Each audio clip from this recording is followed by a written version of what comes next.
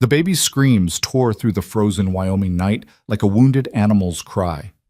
Inside the cabin, Ethan Cole, 26 years old, widowed for 3 weeks, pressed his calloused palms against his temples and wondered if this was how a man went mad. His daughter had been crying for 6 hours straight. 6 hours. He'd tried everything his fumbling hands could manage, rocking, singing, walking circles until his boots wore grooves in the floorboards. Nothing worked. The child his wife died bringing into this world was slipping away, and he was helpless to stop it. Then he heard footsteps on his porch, and everything changed. If you're watching from your city tonight, drop a comment below and let me know where this story finds you. Hit that like button and stay with me until the end, because what happens next will break your heart before it heals it. The wind howled across the prairie like a living thing with teeth, rattling the shutters of Ethan Cole's cabin and seeping through every crack in the weathered wood. February in Windridge, Wyoming territory was merciless. The kind of cold that didn't just chill your bones, but made you question whether spring was a lie people told to survive winter. Inside the one-room cabin, Ethan walked his daughter back and forth, his arms aching from hours of holding her tiny, rigid body. She couldn't have weighed more than 7 pounds, but grief and exhaustion made her feel like a millstone around his neck. Her face was red and scrunched, mouth open in another endless wail that seemed to pull the air from the room. "Please," Ethan whispered, his voice cracking. "Please, sweetheart, please." The baby didn't hear him, or if she did, she had no mercy to offer. 3 weeks. It had only been 3 weeks since Sarah died. Ethan's eyes burned, but he had no tears left.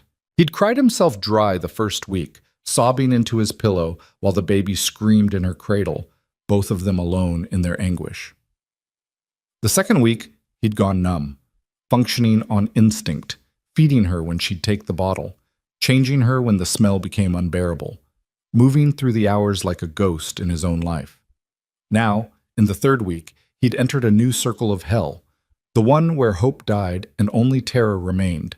The baby wasn't gaining weight. Her cries had changed from demanding to desperate. And tonight she wouldn't stop, wouldn't settle, wouldn't even look at him with those dark eyes that were so heartbreakingly like Sarah's. "I don't know what to do," Ethan said to the empty room. "God help me. I don't know what to do." He moved to the window, bouncing the baby gently against his shoulder, and stared out at the darkness. Snow had started falling again, fat flakes drifting down to join the 2 feet already on the ground. The barn was a dark shape 40 yards away. Beyond that, nothing but prairie stretching toward mountains he couldn't see in the blackness. His nearest neighbor, if you could call someone a neighbor when they lived 300 yards away across an open field, was Clara Wynn.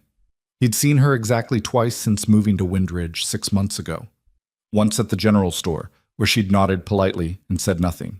Once at a distance, hanging laundry on her line while he repaired his fence.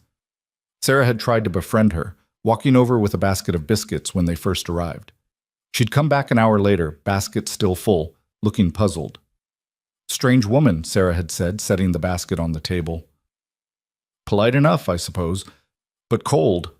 Wouldn't invite me in, wouldn't hardly speak. Just thanked me and closed the door." Ethan hadn't thought much about it then. People had their reasons for keeping to themselves out here. The West was full of folks running from something or someone, trying to disappear into the empty spaces.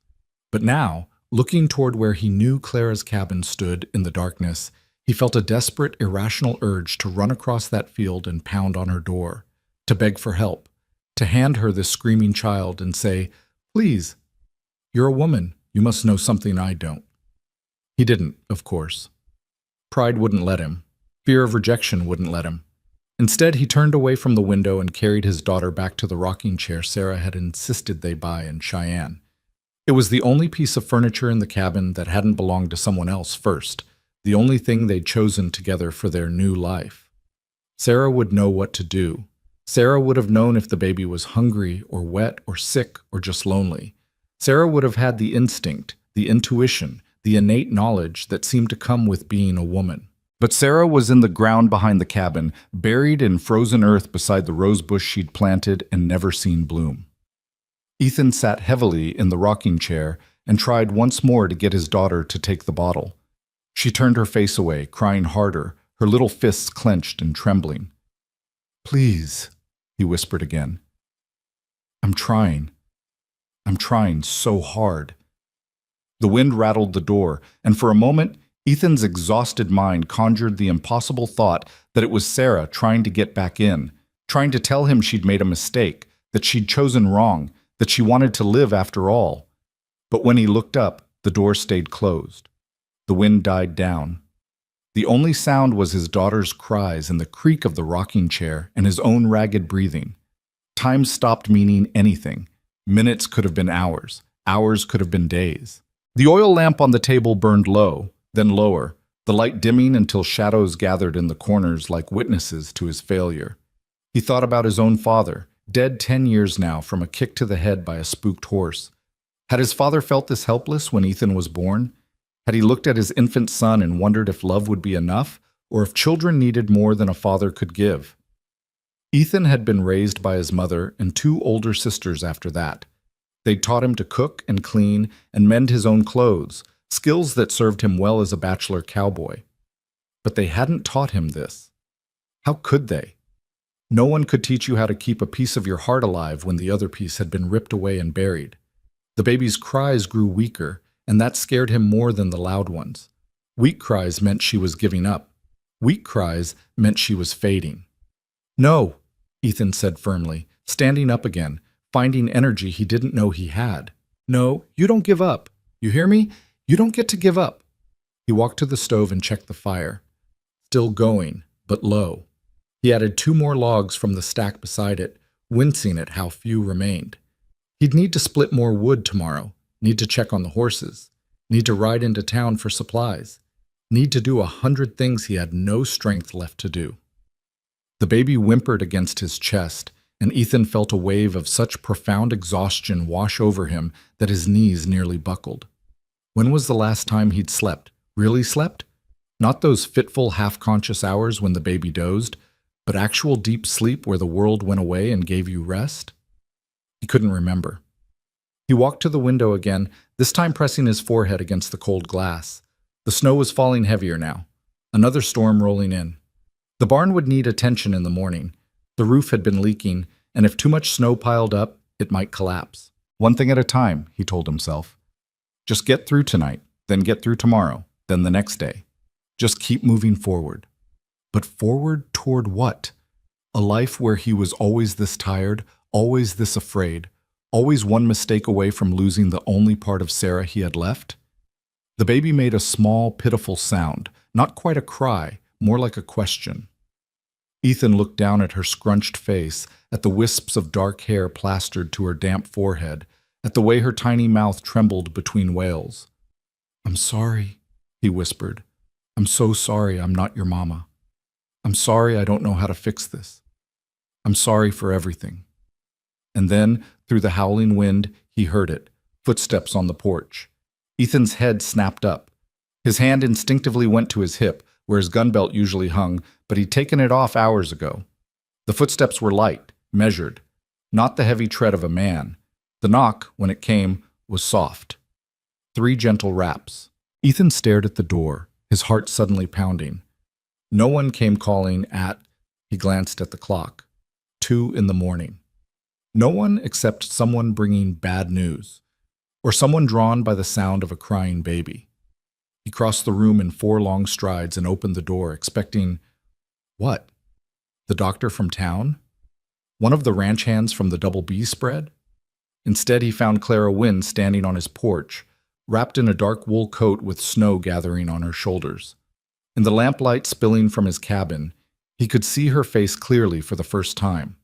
Probably in her early 30s, with dark hair pulled back severely, and eyes that held something he couldn't quite name. Not pity, not judgment. Recognition, maybe. Of suffering. Of loss. "I heard the baby," Clara said. Her voice was low, almost hoarse, as if she didn't use it often.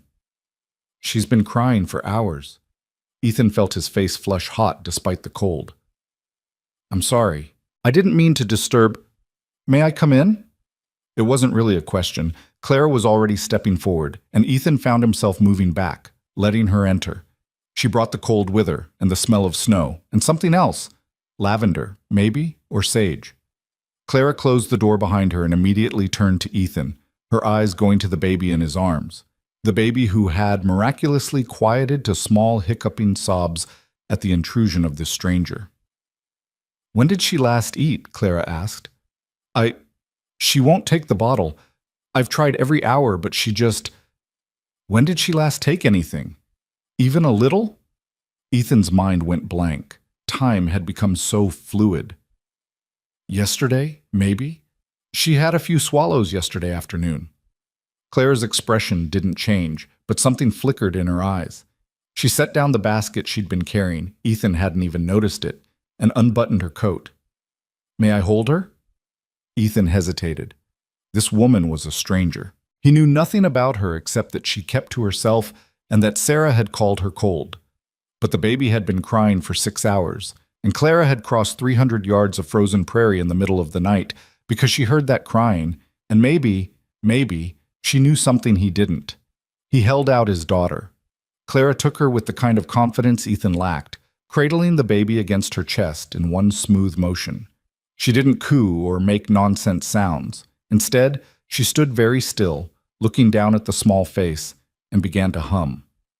It wasn't a song Ethan recognized, just a low melodic sound that seemed to come from deep in Clara's chest. She swayed slightly, an unconscious rhythm, and the baby's cries faded to whimpers, then to silence. Ethan stood frozen, watching this miracle. His daughter, who hadn't stopped crying for 6 hours, who'd barely slept in days, was calm. Her eyes were open, staring up at Clara's face with an expression of pure wonder. Clara continued humming as she walked slowly around the cabin, her movements graceful despite the rough floor.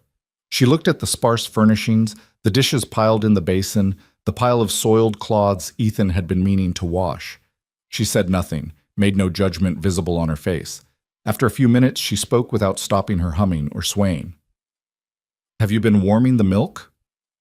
"Yes, I warm it on the stove." "How warm?" I just warm it." "Too hot and she won't take it. Too cold and it hurts her stomach." Clara's eyes moved to the stove. "Where's the bottle?" Ethan retrieved it from the table, the rubber nipple slightly chewed, the glass cloudy from inadequate washing. He saw Clara notice both things, but she only said, "Heat water, not too hot. Test it on your wrist. It should feel like nothing, not warm, not cold." Ethan did as instructed, his hands clumsy as he worked the pump and set a pot on the stove. He was aware of Clara behind him, still humming, still swaying. The baby hadn't made a sound. When the water was ready, Clara tested it herself, then showed him how to hold the bottle at the right angle, how to let the baby control the pace, how to watch for signs of swallowing versus just sucking. "Try now," she said, and transferred the baby back to Ethan's arms. He sat in the rocking chair, his daughter tucked into the crook of his elbow, and offered the bottle. For a long moment, nothing happened. Then, miracle of miracles, the baby's mouth found the nipple and she began to drink. Ethan's eyes filled with tears. He didn't try to hide them. Clara stood nearby, watching. She was hungry and exhausted, too tired to eat, too hungry to sleep. It's a circle that gets worse. "How did you know?" Clara was quiet for a moment. When she spoke again, her voice was even softer. "I had a child once. He had colic. There were many nights like this."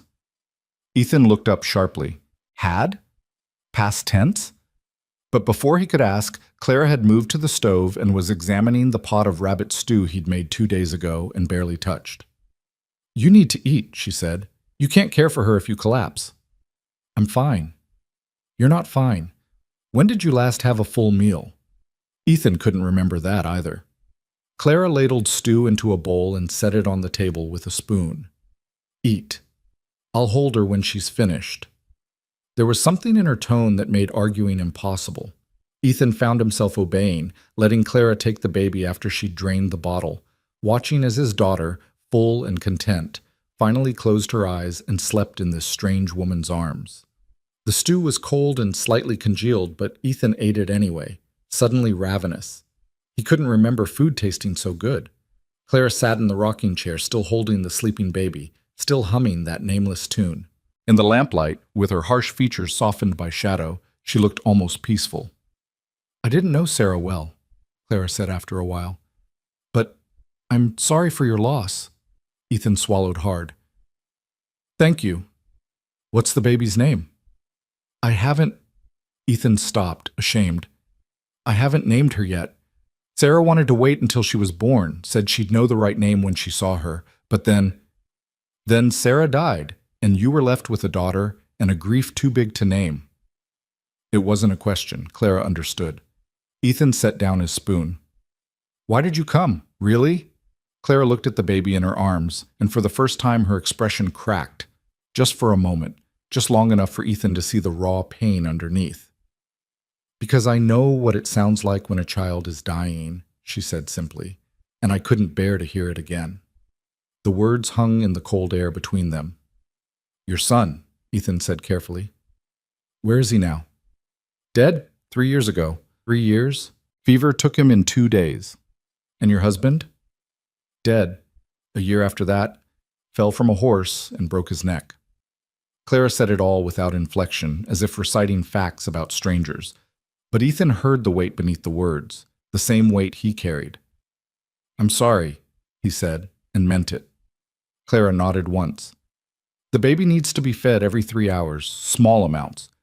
If she won't take it, don't force her, but keep trying. Keep the milk the right temperature. Watch for fever, watch for rashes, watch for—" She stopped, her jaw tightening. "Watch for everything." "I don't know if I can do this alone." The admission cost him something. Cowboys didn't admit weakness, men didn't admit fear. But Ethan was so tired of pretending he had any idea what he was doing. Clara stood, still holding the sleeping baby, and looked at him with those dark, unreadable eyes. "You're not alone," she said. "Not tonight, anyway." She carried the baby to the cradle near the bed and laid her down with practiced care, tucking the blanket around her small body. The baby didn't stir. Then Clara turned and began tidying the cabin. She didn't ask permission. She simply started washing dishes, organizing the scattered items on the table, folding the clean cloths Ethan had left in a heap. "You don't have to," Ethan started. "I know." But she continued anyway, moving efficiently through the space. After a moment, Ethan joined her, and they worked in silence, two people who understood loss cleaning a dead woman's kitchen while her child finally slept. When the cabin was as orderly as it could be, Clara put her coat back on. Dawn was still hours away, but the wind had died down and the snow had stopped. "Thank you," Ethan said. The words felt desperately inadequate. Clara paused at the door. "Tomorrow night, if she cries like that again, come get me. Don't wait 6 hours." I couldn't impose. It's not an imposition. Clara stopped, searching for words. "It's easier to bear pain when you're trying to stop someone else's." She left before Ethan could respond, disappearing into the pre-dawn darkness.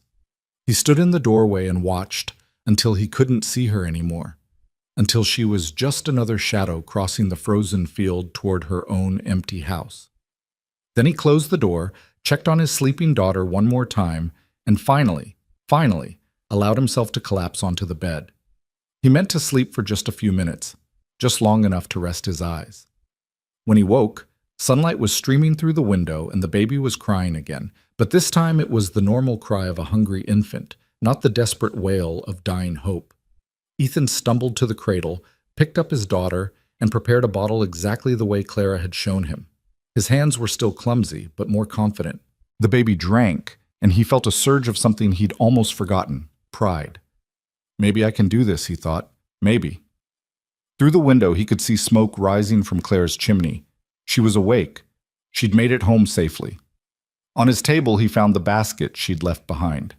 Inside, fresh bread, a jar of honey, a small tin of tea, and a piece of paper with careful handwriting. "Feed her every 3 hours. Keep her warm. Trust yourself." Ethan read the note 3 times, then folded it carefully and put it in his shirt pocket, right over his heart. Outside, the sun climbed higher, melting the snow from the roof in small, steady drips. The prairie stretched endlessly in all directions, but somehow, for the first time since Sarah died, Ethan didn't feel quite so alone on it. His daughter finished her bottle and burped against his shoulder. He laughed, actually laughed, at the small sound. We're going to be okay, he told her. I don't know how yet, but we're going to figure it out.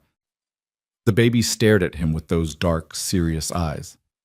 We need to name you, Ethan said. Your mama would want you to have a name. He thought about Sarah's favorite flower, the one she'd planted behind the cabin, the one that would bloom in spring, months after she'd be there to see it. Rose, he whispered. Your name is Rose. The baby, Rose, yawned and closed her eyes, content in her father's arms. And in that moment, in that small cabin on the frozen Wyoming prairie, hope began its quiet, stubborn return. The next 3 days passed in a rhythm Ethan had never known before, fragile and tentative, like learning to walk on ice. Rose ate every 3 hours, just as Clara had instructed.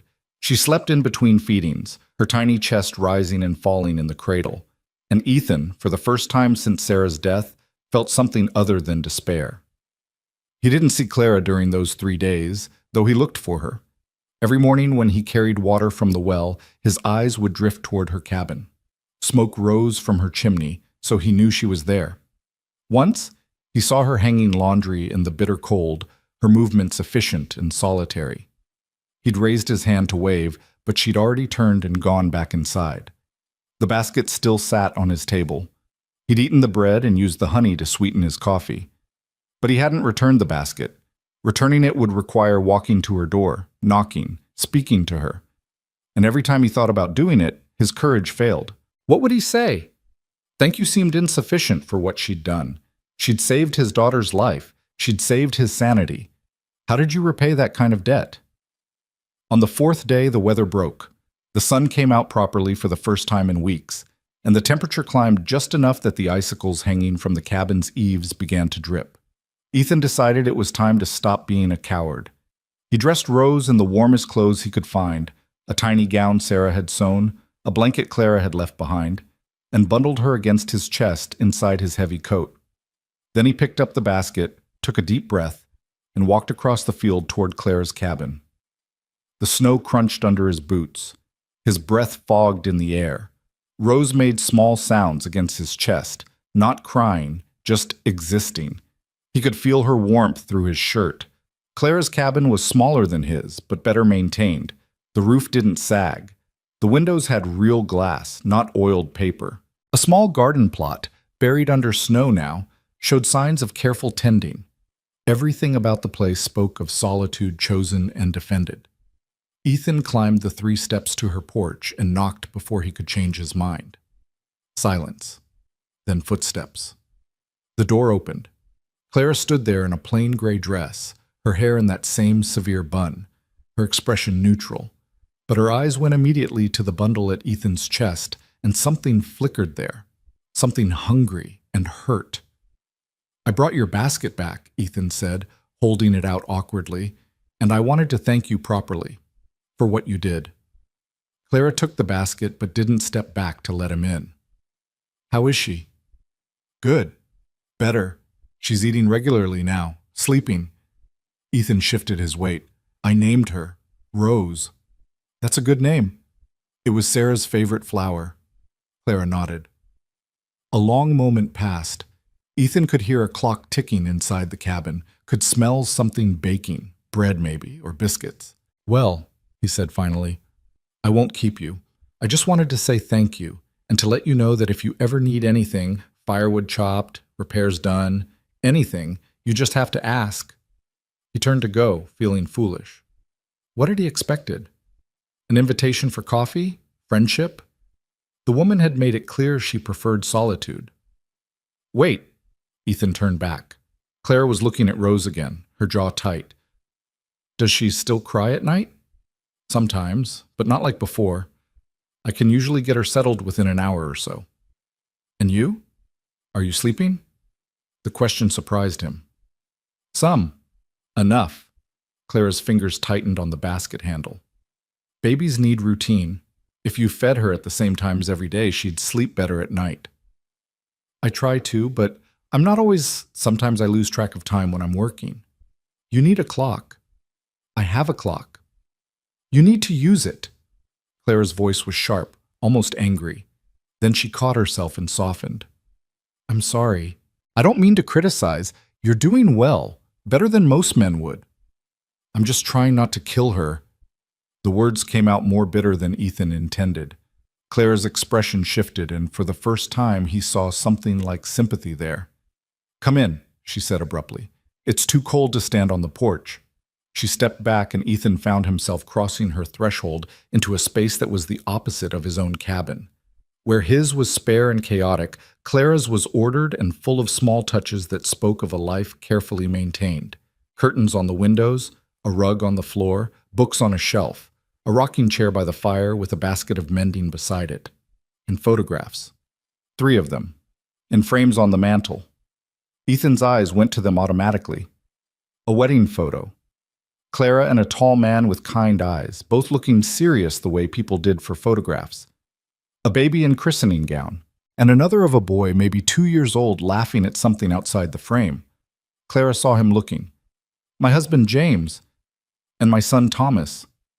"They're beautiful," Ethan said quietly. Clara turned away and busied herself at the stove. "Sit. I'll make tea." Ethan sat in the rocking chair, adjusting Rose in his arms. The cabin was warm, almost too warm after the cold outside.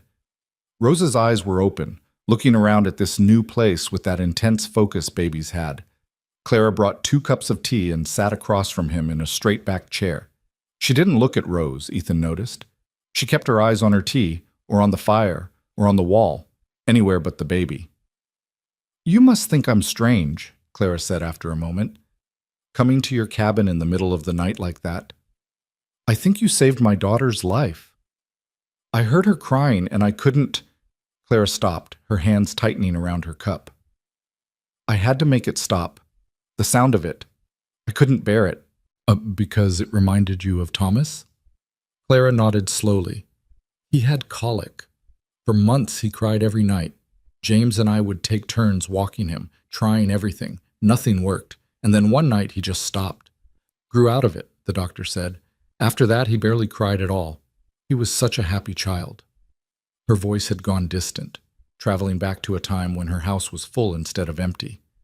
"How did he die?" Ethan asked gently. "Scarlet fever. It came on fast. One day he was playing, the next he was burning up. We tried everything, cold compresses, medicine from town, prayers. Nothing worked. He died in my arms on the 3rd day." Clara's voice was steady, but her knuckles were white around the cup. "James never recovered. He blamed himself, though there was nothing he could have done. A year later, he took that horse out in a storm, and I think maybe he wasn't trying very hard to stay in the saddle when it bucked." Ethan felt his throat tighten. "I'm so sorry." "People always say that. I'm sorry. As if words could change anything." Clara looked at him directly for the first time. "But you understand, don't you, what it's like to lose someone and have to keep living anyway? Sarah died 3 weeks ago, and some mornings I still wake up expecting to see her beside me. Then I remember, and it's like losing her all over again. It doesn't stop. That feeling, you just get better at carrying it." They sat in silence for a while. 2 people who understood the weight of grief. Rose began to fuss, and Ethan automatically shifted her, checking if she needed changing or was just restless. Clara watched him with an expression he couldn't read. "You're learning. That's good. I don't have much choice. You have family, someone who could help?" "My mother and sisters are in Kansas. I wrote to them, but even if they wanted to come, it would take weeks." Ethan hesitated. "And honestly, I'm not sure I want them here. They'd take over. Tell me I'm doing everything wrong. Try to convince me to move back home." "Would that be so bad?" "This is my home now. Mine and Rose's. Sarah is buried here. I can't just leave her." Clara nodded slowly. "No. You can't leave your dead. They anchor you, don't they? Keep you in one place even when everything else tells you to run. Is that why you stayed in Windridge?"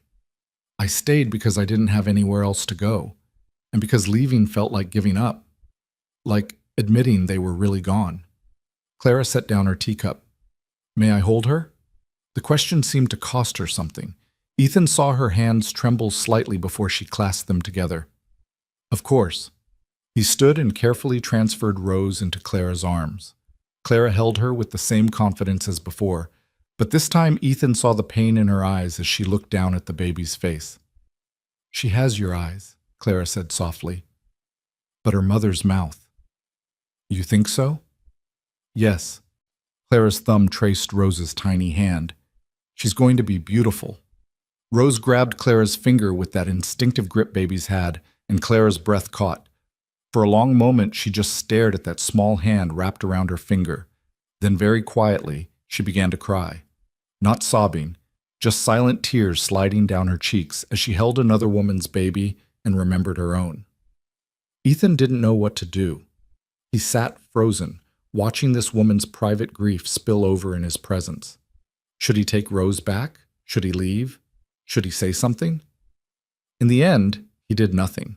Just let Clara cry while holding his daughter, understanding that sometimes pain needed witness more than comfort. After a few minutes, Clara wiped her eyes with one hand, still holding Rose with the other. "I'm sorry, I shouldn't have. Don't apologize. Please." Clara looked at him, her eyes red but clear. "I haven't held a baby since Thomas died. I didn't think I could, but she needed me that night, and I couldn't let her suffer when I knew how to help." "I'm glad you did. For her sake and mine. It hurts, holding her, but it also—" Clara stopped, searching for words. "It also feels like maybe I'm not completely broken, like maybe I still have something to give." Rose chose that moment to yawn hugely, her small mouth opening wide. Clara laughed, an actual, genuine laugh that transformed her entire face. "She's tired," Clara said. "You should take her home for her nap. Thank you for the tea and for—" Ethan gestured vaguely. "For everything." Clara stood and transferred Rose back to him, but this time she didn't immediately step away. "If you need help, I'm here. Not every day, not all the time. But when you need someone who understands babies, you can come to me." "That's generous. It's selfish, actually. Helping you helps me. Gives me something to do besides sit in this house and remember." Ethan adjusted Rose in his arms. "Then I'll take you up on it. Because I have no idea what I'm doing, and Rose deserves better than me fumbling around in the dark." "You're doing better than you think, but yes, come when you need to." Ethan left with Rose bundled against his chest and hope blooming cautiously in his chest. The walk back across the field felt shorter somehow, lighter. Over the next week, a routine developed. Ethan would work in the mornings, chopping wood, tending the horses, doing the repairs his cabin desperately needed, while Rose slept. In the afternoons, he'd bundle her up and walk to Clara's cabin. At first, he'd knock and wait to be invited in, but after a few days, Clara told him to stop knocking. "Just come in. I'm always here." She taught him things Sarah would have known instinctively: how to bathe Rose without terrifying her, how to recognize the difference between a hungry cry and a tired cry and a something hurts cry, how to trim her tiny fingernails without cutting her, how to make her laugh by blowing gently on her stomach. And slowly, carefully, Clara began to come back to life. It started with small things.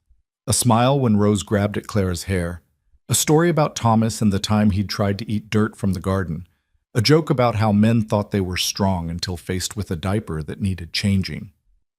Ethan found himself looking forward to those afternoon visits, not just because Clara was teaching him how to care for his daughter, but because the cabin felt less empty when Clara was in it.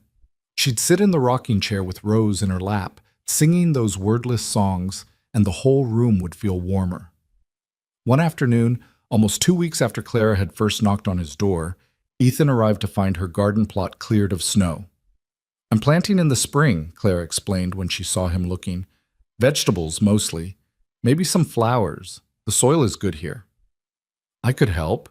Turn the earth when the ground thaws." "You have enough to do with your own place." "I want to help." Clara studied him for a long moment. "Why?" Ethan thought about lying, about saying something noble about neighborly duty or repaying debts. But Clara had cried in front of him. She'd shown him her grief. She deserved honesty. "Because when I'm here, I don't feel so alone. And I think maybe you don't either." Clara's expression softened. "No, I don't." That evening, Clara walked back with him to his cabin, carrying Rose while Ethan hauled a basket of vegetables from her root cellar. She stayed for dinner. rabbit stew again, but this time Clara showed him how to make it properly, with herbs and root vegetables and enough salt to actually taste good. They ate at his small table while Rose slept in her cradle. They talked about nothing important, the weather, the state of the roads, whether spring would come early or late. Easy conversation between two people learning how to be less lonely together. When Clara got up to leave, full dark had fallen outside. "It's too late to walk back alone," Ethan said. "I'll walk you. I've walked that path 100 times in the dark." "I know, but let me walk you anyway." So they went together through the cold night, Rose asleep against Ethan's chest, Clara walking beside him with a lantern held high. The stars were brilliant overhead, the kind of stars you only saw far from cities, and their breath fogged white in the air. At Clara's door, she turned to him. "Thank you for dinner. Thank you for making it edible," she smiled. "Same time tomorrow?" "Same time." Ethan walked home feeling something he hadn't felt in weeks: contentment. Not happiness, not yet, but a sense that life might be bearable after all. But Windridge was a small town, and nothing stayed private for long. The talk started at the general store, where Ethan had stopped to buy flour and coffee. Mrs. Henderson, the storekeeper's wife, had given him a look that was half pity, half something else. "How are you managing, Mr. Cole? With the baby and all?" "Well enough, ma'am." "I heard Clara Wynne has been helping you. How kind of her." The way she said kind made it sound like something else entirely. Ethan had ignored it, paid for his purchases, and left. But a few days later, when he'd gone to the feed store, the owner had made a similar comment. "Saw Clara at your place yesterday afternoon. Must be a comfort, having a woman around to help with the baby." Again, that strange emphasis that made Ethan's shoulders tense.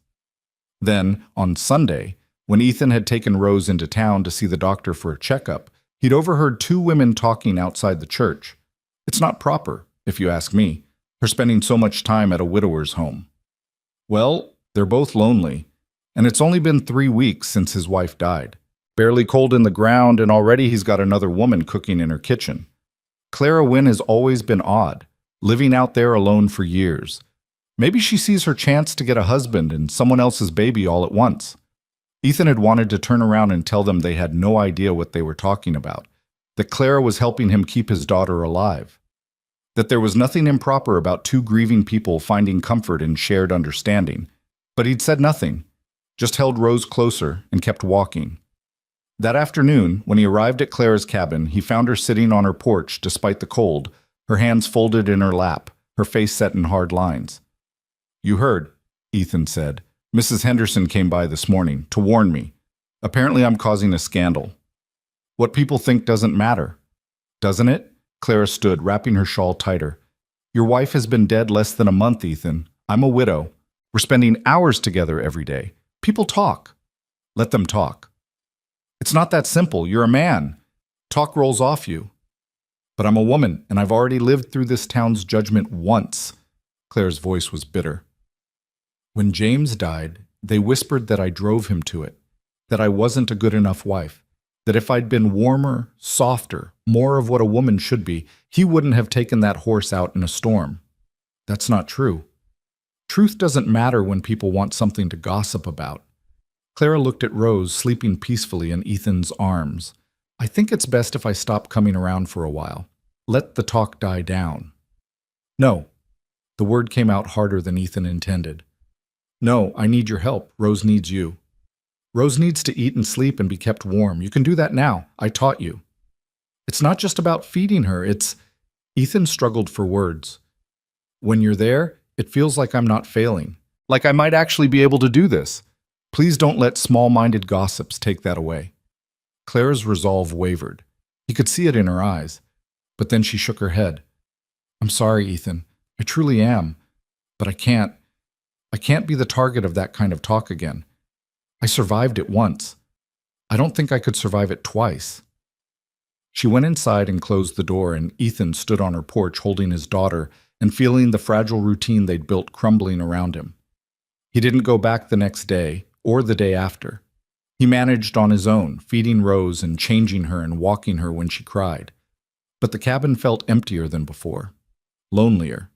because now he knew what it was like to have company, to have help, to have someone who understood. And losing it hurt almost as much as losing Sarah had. Almost. On the third night, a storm rolled in with violent fury. Wind howled around the cabin, driving snow against the windows and sheets. Thunder, rare for winter, boomed across the prairie, and lightning flickered in the clouds. Rose woke screaming, terrified by the noise. Ethan picked her up, held her, tried to soothe her, but she wouldn't calm. The thunder kept coming, and with each boom, Rose's cries grew more frantic. "It's okay," Ethan murmured, walking her back and forth. "It's just a storm. It can't hurt you. You're safe." But Rose didn't understand words. She only understood fear. Ethan was so focused on his daughter that he almost didn't hear the first crash.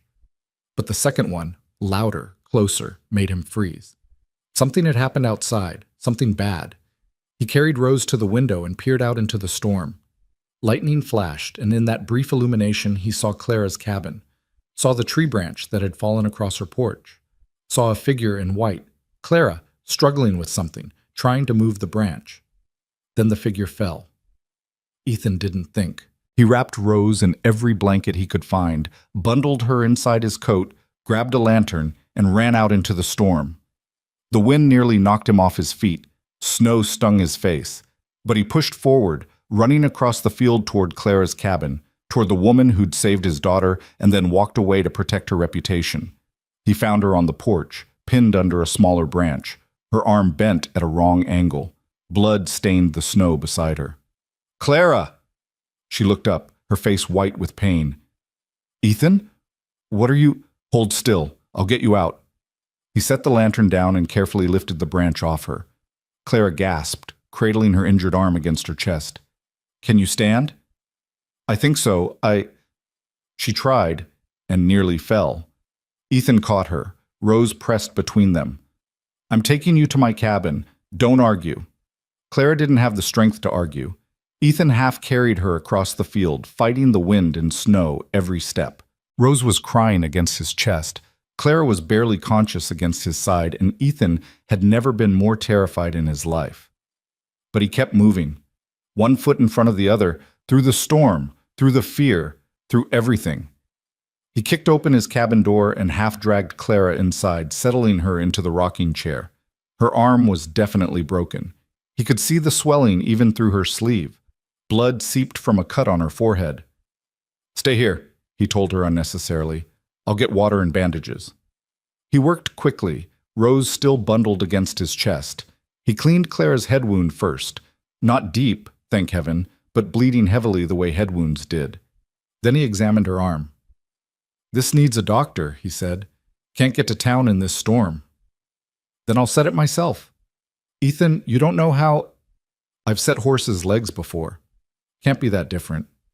It was different, and worse, and Clara nearly passed out from the pain. But Ethan managed it, splinting her arm with wooden spoons and torn sheets. It wasn't pretty, but it would hold until morning when he could get her to the doctor. By the time he finished, Rose had cried herself to sleep. The storm was beginning to weaken, and Clara sat in his rocking chair, pale and shaking, looking at him with something like wonder. "You came," she whispered. "In the middle of a storm, with a baby. You came." "Of course I came." "Why?" Ethan knelt in front of her, careful not to jostle her injured arm. "Because I need you, Clara. Not just for Rose, for me. You make this bearable, and I don't care what anyone in town says about it." Clara's good hand came up to touch his face. "They'll talk more now, when they see I stayed here overnight. Let them talk, I don't care. Your reputation? To hell with my reputation." Ethan caught her hand, held it. "You crossed that fence the first night because you couldn't bear to hear my daughter suffer. Tonight I crossed it because I couldn't bear the thought of you hurt and alone. That's not scandal. That's just two people taking care of each other." Clara's eyes filled with tears. "I don't know if I can do this, Ethan. I don't know if I can open my heart again after losing so much." "Then don't. Not yet. Just stay. Just be here. We'll figure out the rest later." Outside, the storm began to fade. Inside, Clara nodded slowly. "Okay," she whispered. "I'll stay." And in that moment, As Rose slept between them and the fire crackled and the storm retreated across the prairie, something fundamental shifted. Clara wasn't a helpful neighbor anymore. She wasn't a kind stranger or a temporary solution. She was essential, and both of them knew it. Morning came gray and cold, the storm's aftermath leaving the prairie blanketed in fresh snow that sparkled under weak sunlight. Ethan woke in his chair by the fire, his neck stiff and his back aching. Rose was asleep in her cradle, and Clara was still in the rocking chair, her injured arm cradled against her chest, her eyes open and staring at the ceiling. "How long have you been awake?" Ethan asked, his voice rough from sleep. "An hour. Maybe more."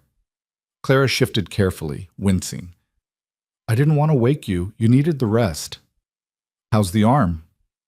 "Hurts like hell, but it's my own fault for trying to move that branch alone." Ethan stood and went to check on Rose, who stirred but didn't wake. Then he moved to the stove and started building up the fire. "I'll take you to the doctor after breakfast. Get that arm properly set." "People will see." "I don't care." "You should care." Clara's voice was quiet but firm. "Mrs. Henderson will have told half the town by now that I'm helping you. When they see me leaving your cabin first thing in the morning, with a broken arm no less, they'll assume the worst. Then they can assume. I'm not going to let you sit here in pain because small-minded people have nothing better to do than gossip." Clara was silent for a long moment. "You're a stubborn man, Ethan Cole?" "So I've been told." He made coffee and heated leftover biscuits, and they ate in companionable silence while Rose continued to sleep. The storm had exhausted her, and Ethan was grateful for the extra rest. He'd need his strength for what was coming. The ride into town took over an hour in the wagon, the horses struggling through drifts where the wind had piled snow across the road. Clara sat beside him, her arm held close, her face pale, but composed. Rose was bundled between them in a nest of blankets. They passed the Henderson place first. Mrs. Henderson was outside sweeping her porch, and her broom stopped mid-stroke when she saw the wagon. Her eyes went wide, then narrowed. Ethan tipped his hat and kept driving. At the doctor's office, Doc Murray took one look at Clara's arm and shook his head.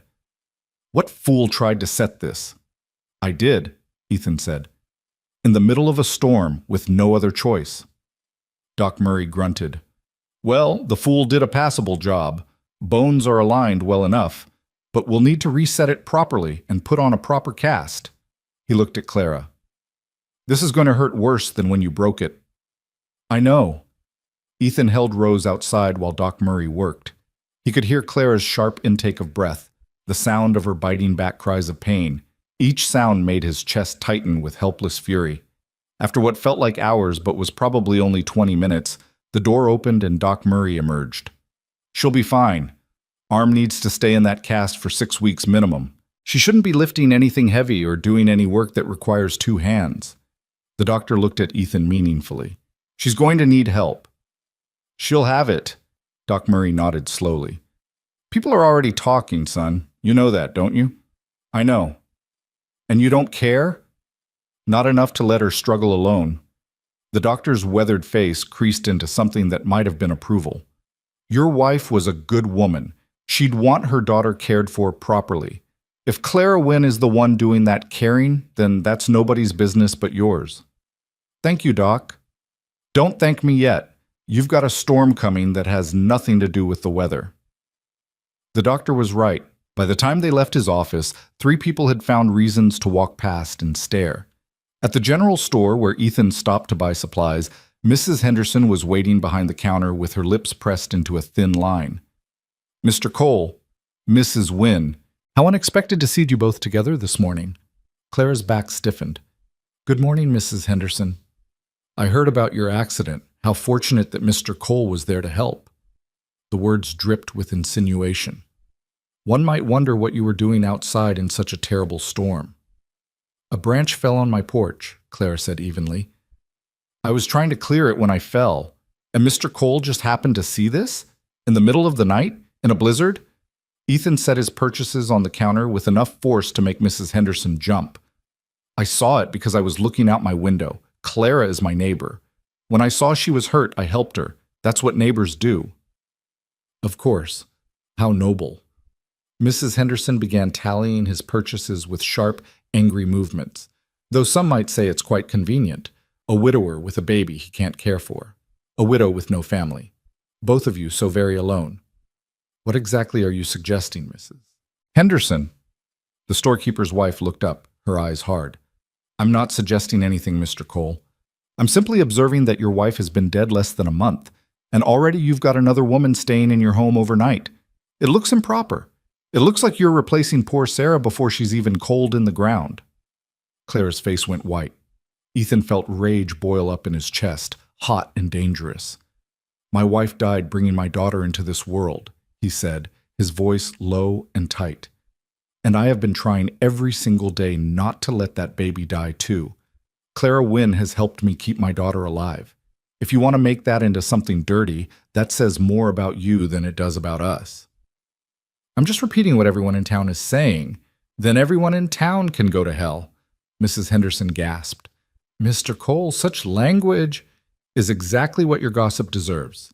Now total my purchases so we can leave. The ride back to the cabin was silent. Clara stared straight ahead, her good hand clenched in her lap. Rose slept peacefully, oblivious to the tension crackling between the adults. Finally, as they neared home, Clara spoke. She's right, you know.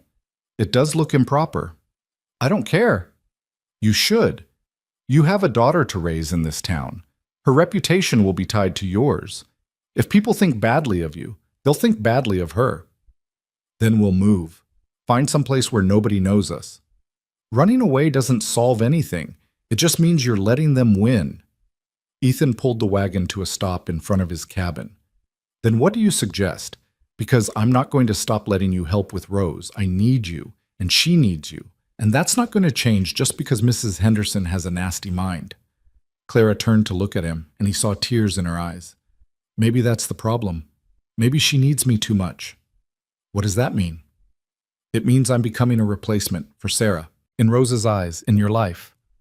And that's not fair to any of us. Clara's voice broke. I'm not Sarah. I can never be Sarah. And Rose deserves to know who her real mother was. She'll know. I'll tell her about Sarah every day. While I'm there doing all the things Sarah should be doing, feeding her, bathing her, singing to her. Clara shook her head. I'm stealing Sarah's place, Ethan, and eventually Rose won't remember there ever was a Sarah. She'll just know me. Is that so terrible? Yes, because I'll die too. Everyone I love dies, and when I do, Rose will lose another mother. How is that fair to her? The raw pain in Clara's voice made Ethan's chest ache. He reached for her good hand, but she pulled away. Take me home, she said. Please, just take me home. So he did, driving the wagon across the field to her cabin, helping her down, carrying her supplies inside. The place felt cold and empty, the fire long dead in the stove. Let me get your fire going, Ethan said. I can manage. With one arm? I've managed worse. But she swayed on her feet, and Ethan caught her elbow. Clara, please. Let me help. That's the problem, don't you see? Clara pulled away from him, her eyes bright with unshed tears. I've let you help. I've let myself need you and Rose. And now I don't know how to stop. Then don't stop. I have to. Before this goes any further, before the whole town decides we're... She couldn't finish the sentence. Before they decide we're what? Falling in love? The words were out before Ethan could stop them, hanging in the cold air between them. Clara stared at him, her breath catching. Don't. Don't what? Don't say what we're both feeling? We're not feeling anything. We're two lonely people clinging to each other out of desperation. That's not love, that's just survival. And what if it's both? Clara turned away, moving to the window that looked out across the field toward his cabin. I loved James. I loved him so much that when he died, I wanted to die too. I can't go through that again. I can't love someone and lose them. You're already loving Rose. I see it every time you hold her. That's different. Is it? Because it looks the same to me. You're already attached, Clara. You've already let her into your heart, and maybe you've let me in too. And that terrifies you because it means you're alive again. It means you're feeling things you thought were dead.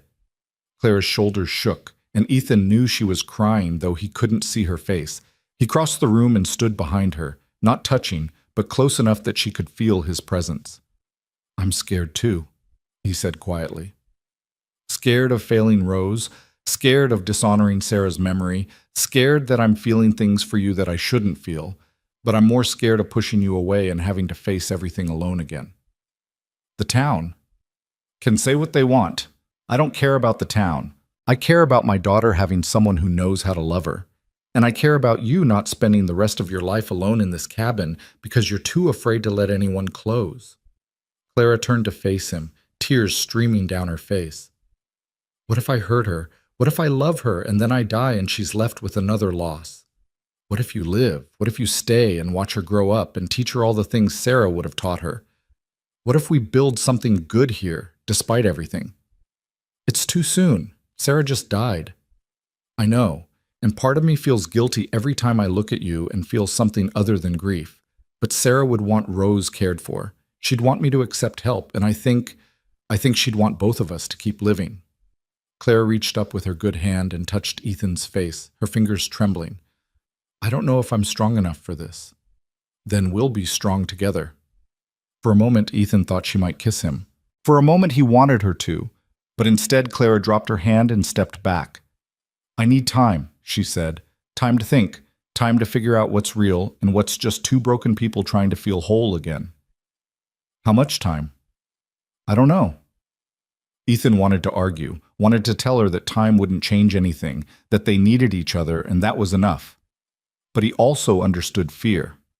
Understood the need to protect yourself from more loss. "Okay," he said finally. "Take your time. But I'm still coming to check on you. Make sure you're managing with that arm." "Ethan, that's not negotiable. You can push me away all you want emotionally, but practically, you need help, and I'm going to provide it." A ghost of a smile crossed Clara's face. "Stubborn? Determined." He left her then, walking back across the field to his cabin where Rose was starting to wake and cry. He fed her and changed her and walked her around the small room. And the whole time he thought about Clara in her empty cabin, probably crying, probably scared, probably convinced she was doing the right thing by pushing him away. The next week was the longest of Ethan's life. He kept his word and checked on Clara daily, bringing her food, making sure her fire was lit, helping with tasks that required two hands. But she was distant, polite, but cold, keeping him at arm's length both literally and figuratively.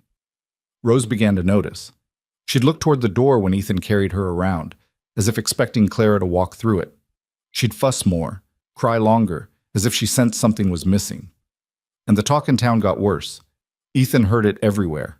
At the feed store, outside the church, in the saloon where he stopped for a whiskey one evening after putting Rose to bed.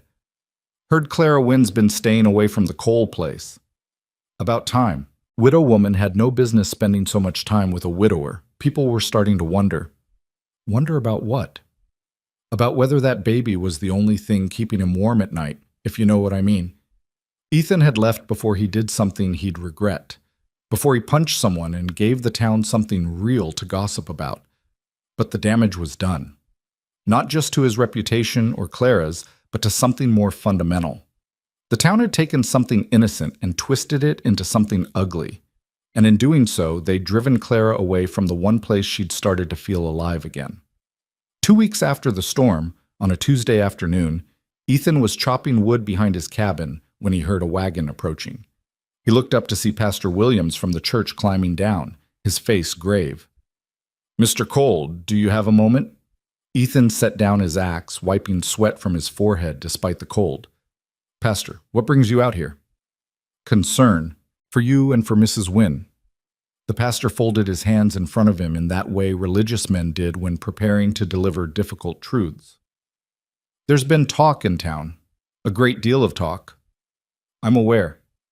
Are you aware that some members of my congregation have suggested I speak to you about the impropriety of your relationship with Mrs. Wynn?" "There is no relationship. She helped me with my daughter, that's all." "And yet she stayed overnight in your home, unchaperoned, while your wife has been dead less than 2 months." Ethan felt his temper rising. She was injured. There was a storm. What was I supposed to do? Leave her to freeze? Of course not. But surely you can see how it appears. A young widower and a widow spending time alone together, and now she's staying away because she knows how it looks. Pastor Williams's voice softened. I'm not here to judge you, son. I'm here to help you understand that in a small town like Windridge, appearances matter, especially when there's a child involved.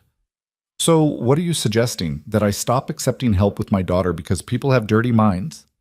I'm suggesting that if you value Mrs. Wynn's reputation and your own, you might consider being more circumspect. Have other women help with the baby. Mrs. Henderson has offered, as has Mrs. Patterson. Mrs. Henderson can barely stand to look at me. And Mrs. Patterson has 6 children of her own. They don't want to help. They want to control. Nevertheless, nothing. Clara Wynn saved my daughter's life. She's been kinder to me in my grief than anyone in this town. And if people want to make that into something sinful, that's their problem, not mine. Pastor Williams sighed. I was afraid you'd say that.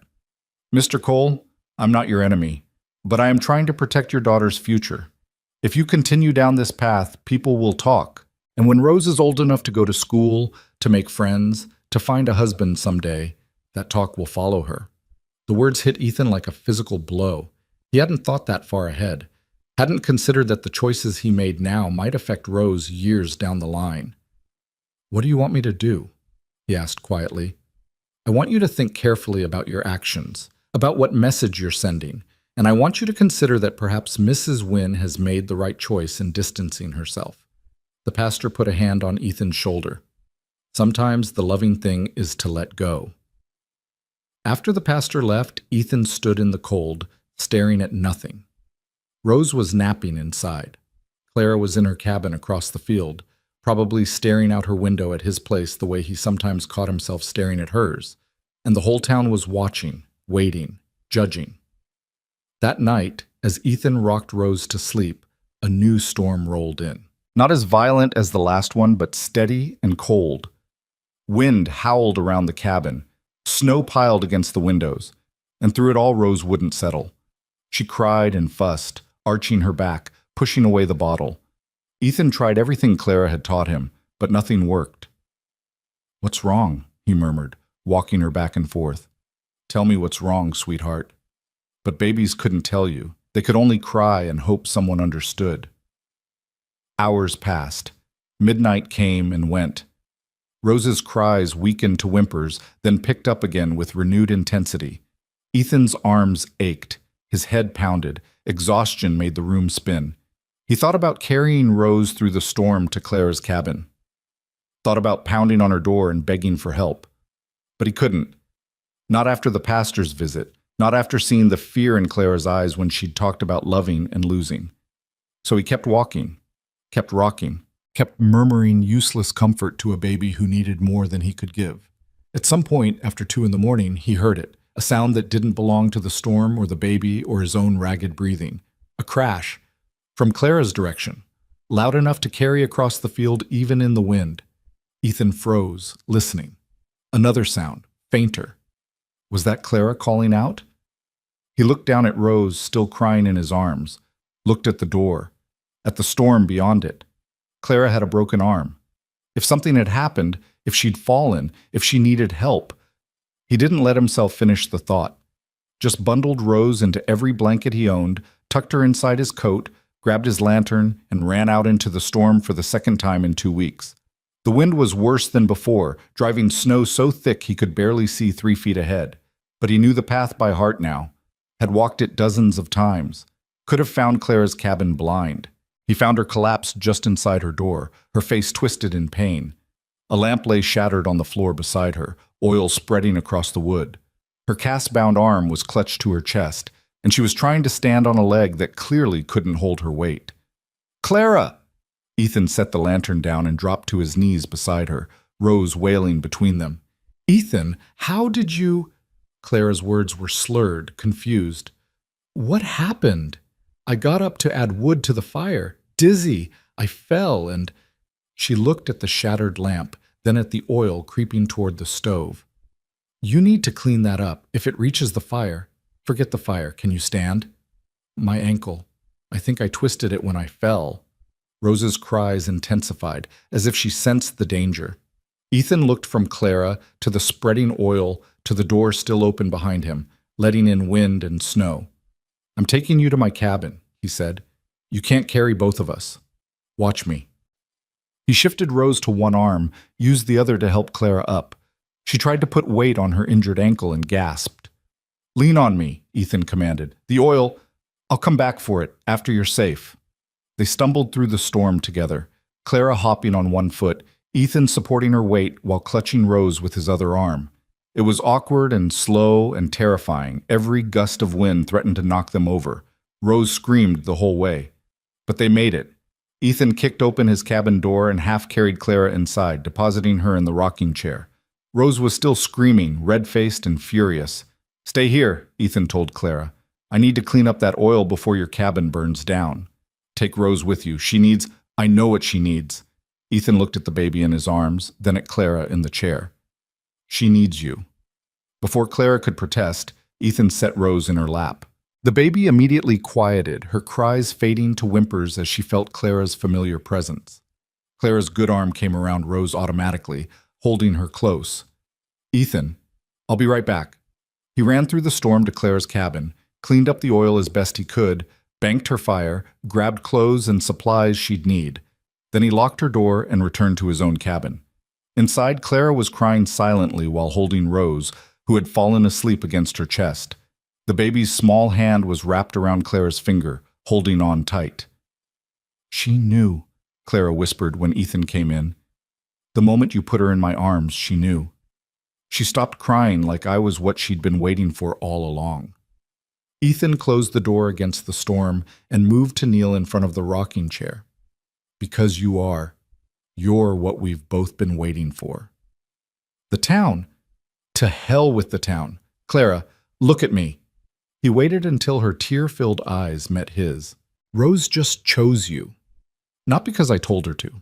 Not because there was no one else. But because on some level that babies understand better than adults. She knows you're supposed to be here. You're supposed to be hers." "I'm not her mother. Maybe not by blood. But every other way that matters, yes, you are." Clara looked down at Rose, sleeping peacefully for the first time in hours. "I'm so scared." "I know, me too. But we can be scared together." Outside, the storm raged on. Inside, something fundamental shifted and settled into place. Clara didn't leave that night, or the next morning. When her ankle proved too injured to walk on, she stayed another day. Then another. And slowly, without either of them quite deciding it, temporary became permanent. The town noticed, of course. Talk exploded, but Ethan and Clara had stopped listening. They were too busy learning how to be a family. 3 days passed in a rhythm that felt both strange and natural. Clara slept in Ethan's bed while he took the floor beside Rose's cradle. During the day, she sat in the rocking chair with her injured ankle propped up, holding Rose or directing Ethan through tasks he'd never done properly. How to mend a torn shirt, how to season meat so it actually had flavor, how to organize the cabin so things could be found when needed. They didn't talk about what it meant that she was still there, didn't discuss the future or acknowledge the present. They simply existed in a careful bubble where the only things that mattered were Rose's needs and Clara's healing and getting through each day without confronting the questions that lurked beneath every shared glance. On the 4th morning, Clara woke before dawn and tested her ankle. The swelling had gone down considerably. She could put weight on it without gasping in pain. Her arm was still useless in its cast, but the ankle was healing faster than expected. She stood by the window, watching the sun rise over the snow-covered prairie, and knew the time had come. She couldn't stay here indefinitely. Couldn't keep pretending this arrangement was temporary when every day made it harder to imagine leaving. Behind her, she heard Ethan stirring. The creak of floorboards. The sound of him checking on Rose, who was just beginning to make her morning sounds. Not crying yet, just small noises that said she was waking and would need attention soon. "You're up early," Ethan said quietly, his voice still rough with sleep. "Couldn't sleep. Ankle bothering you?" "No, it's better actually. I think I can walk on it now." The silence that followed was heavy with unspoken meaning. If Clara could walk, she could leave, could return to her own cabin, could end this strange limbo they'd been living in. "That's good," Ethan said finally. "That it's healing, I mean. I... Clara turned to face him. He stood by Rose's cradle in his undershirt and trousers, his hair rumpled, his face shadowed with several days' worth of beard. He looked tired and uncertain and heartbreakingly vulnerable. I should go home today, Claire said. Get out of your way. You're not in my way. Ethan, I know you need to go. He stopped, running a hand through his hair. I don't know how to do this without you anymore. The admission hung between them, raw and honest. Clara felt her heart clench. You managed before I came along. Barely, I was drowning, Clara. You know I was. And these past few days, with you here, it's been... He struggled for words. It's been the closest to okay I've felt since Sarah died. Clara moved toward him, her steps still slightly uneven. That's exactly why I need to leave. Because this is starting to feel normal, starting to feel like something it can't be. Why can't it be? Because your wife died 2 months ago. Because the whole town is talking about us. Because Rose needs to know who her real mother was, not just accept me as a replacement. You're not a replacement. Then what am I? The question caught Ethan off guard. He looked at Clara, really looked at her, and saw the fear and hope and confusion written across her face. He started, then stopped. How did you name something that defied easy categorization? You're essential, to Rose, to me. You're the person who crossed the fence when we needed you most, and you keep crossing it, even when it scares you, even when it hurts. That's not an answer. It's the only answer I have right now. Rose began to cry in earnest, demanding breakfast and attention. Clara moved to pick her up, but Ethan was closer. He lifted his daughter from the cradle, and Rose immediately reached toward Clara, her small arms outstretched. See? Ethan said softly. She knows. She's known from the start. Clara took Rose despite her better judgment, settling into the rocking chair with the baby in her good arm. Rose nuzzled against her, content just to be held. I'll make breakfast, Ethan said. Then we'll talk about what comes next. But before he could move to the stove, they heard it. The sound of a wagon approaching. Multiple wagons, from the sound of it. Ethan moved to the window and looked out, his expression hardening. It's the church women, Mrs. Henderson, Mrs. Patterson, and a few others I don't recognize. Clara's face went pale. They know I'm here. Of course they know. The whole town probably knows by now. Then this is it. This is them coming to make sure I leave, to protect your reputation and Rose's future. Let them try. Ethan opened the door before the women could knock. 5 of them stood on his porch, all dressed in their Sunday best despite it being a Thursday morning. Mrs. Henderson was in front, her face set in righteous determination. Mr. Cole, we've come to speak with you about a matter of some delicacy. Then speak. May we come in? Ethan glanced back at Clara, who sat frozen in the rocking chair with Rose in her arms. Then he looked back at the women. No. Whatever you have to say, you can say it from there. Mrs. Henderson's lips thinned. Very well. We've come as representatives of the Church Women's Auxiliary. It's come to our attention that Mrs. Wynne has been staying in your home for several days now, unchaperoned, while you're both unmarried. She was injured. She couldn't walk. Nevertheless, the situation is highly improper. We've come to collect Mrs. Wynne and take her back to her own home, where she can be cared for by proper female company. Clara is staying where she is. A murmur ran through the group of women. Mrs. Patterson stepped forward, her expression more pitying than judgmental. Mr. Cole, we understand you're in a difficult position. Raising a baby alone is challenging, but accepting help from a widow woman in this manner is not the solution. It damages both your reputations and sets a poor example for your daughter. My daughter is 2 months old. I don't think she's paying attention to examples yet. But the town is paying attention, Mrs. Henderson said sharply. And what they see is a man who couldn't wait even 3 months before installing another woman in his dead wife's place. Ethan felt rage surge through him, hot and dangerous. You have no idea what you're talking about. Don't we? We see a widower who's too weak to manage alone. A widow who's desperate enough to compromise her dignity for the chance at having a family again. And a baby who's going to grow up thinking this sort of arrangement is acceptable.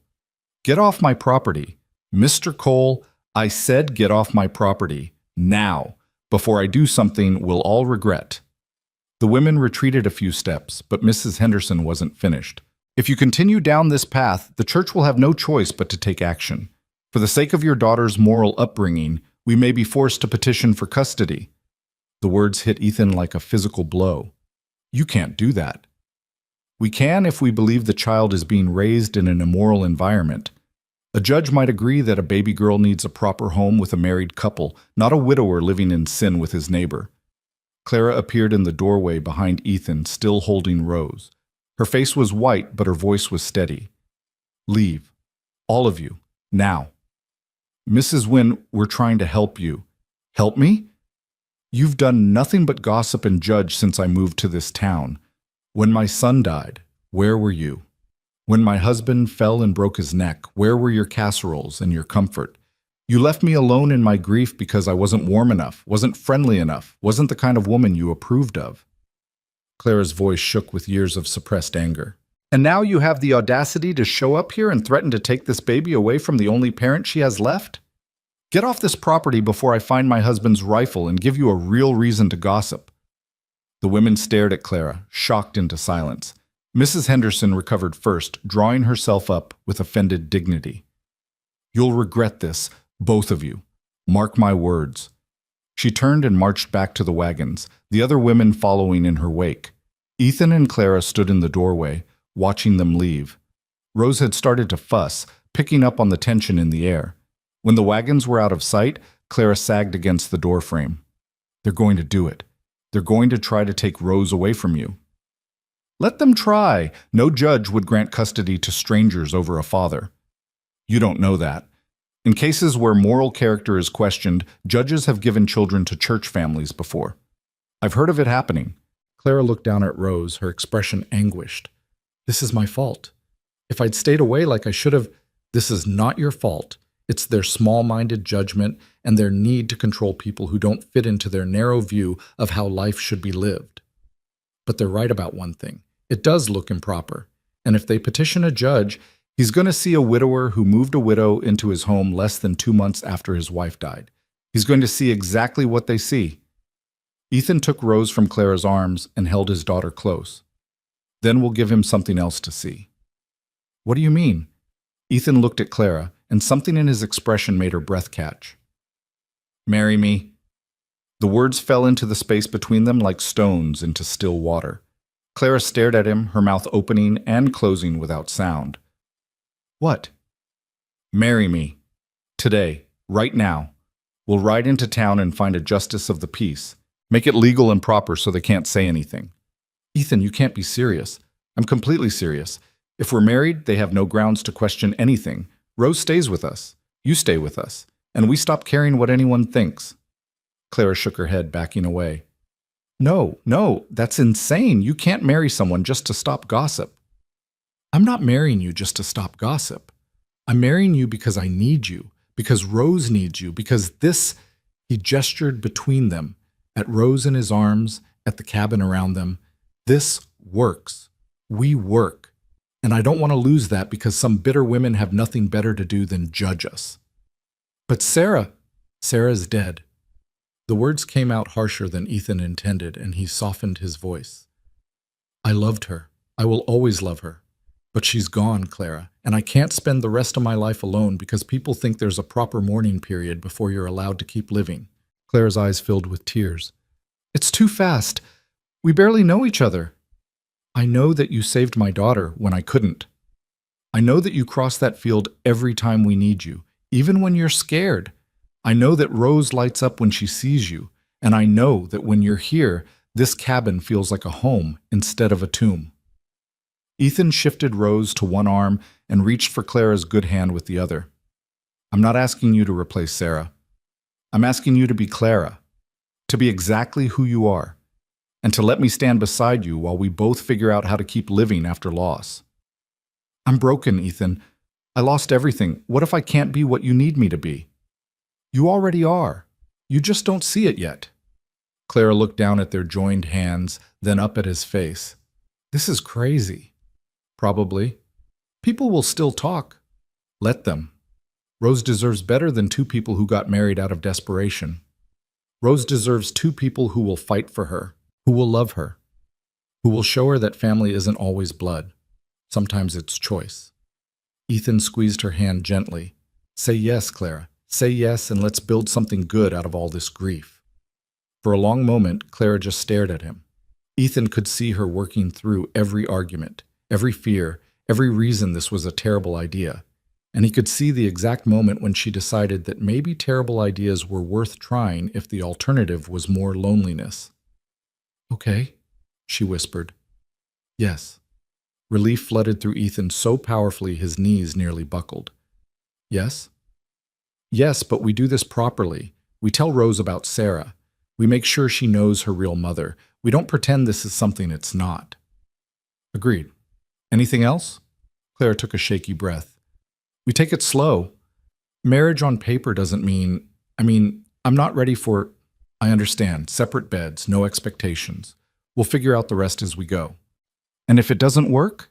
If we realize we made a mistake? Ethan looked down at Rose, who had fallen asleep against his shoulder, her small face peaceful and trusting. Then we'll handle it together.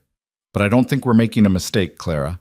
I think for the first time since this nightmare started, we're doing something right. 2 hours later, they stood in Justice Crawford's office in town. Clara in the same gray dress she'd been wearing for days, Ethan in his cleanest shirt with Rose in his arms. Justice Crawford, a practical man who'd seen enough of frontier life to know that survival sometimes required unconventional solutions, asked them 3 times if they were sure. You understand this is permanent, he said, looking from Ethan to Clara. Marriage isn't something to enter into lightly, especially under these circumstances. We understand, Ethan said. And you, Mrs. Wynne, you're doing this of your own free will? Clara looked at Rose, sleeping peacefully in Ethan's arms, then at Ethan himself, this man who'd run into a storm to save her, who'd defended her against churchwomen, who'd offered her a place in his life without demanding anything in return. Yes, she said firmly. My own free will. Very well. Justice Crawford opened his book and began reading the brief civil ceremony. The words washed over Clara like water, familiar phrases about love and commitment that felt both fitting and strange given their situation. When he got to the part about speaking now or forever holding your peace, Clara half expected Mrs. Henderson to burst through the door with objections. But the door stayed closed. Do you, Ethan Cole, take this woman to be your lawfully wedded wife? I do. And do you, Clara Wynne, take this man to be your lawfully wedded husband? Clara looked at Rose again, at that small face that had come to mean so much in such a short time. Thought about the empty cabin waiting across the field, the empty years stretching ahead if she said no. I do. Then, by the power vested in me by the territory of Wyoming, I pronounce you husband and wife. Justice Crawford closed his book. You may kiss the bride, though under the circumstances a handshake might be more appropriate. Ethan and Clara looked at each other awkwardly. In the end, Ethan leaned forward and kissed her forehead gently, chastely, while Rose slept between them. Congratulations, Justice Crawford said, though his tone suggested he wasn't entirely sure congratulations were in order. I'll file the papers with the territorial government. You're legally married as of this moment. They walked out of the office into the cold afternoon air as husband and wife. Clara felt numb, disconnected from reality. Had she really just married a man she'd known for less than 2 months? A man whose wife was barely cold in the ground? Are you all right? Ethan asked as they climbed into the wagon. I don't know. Ask me tomorrow.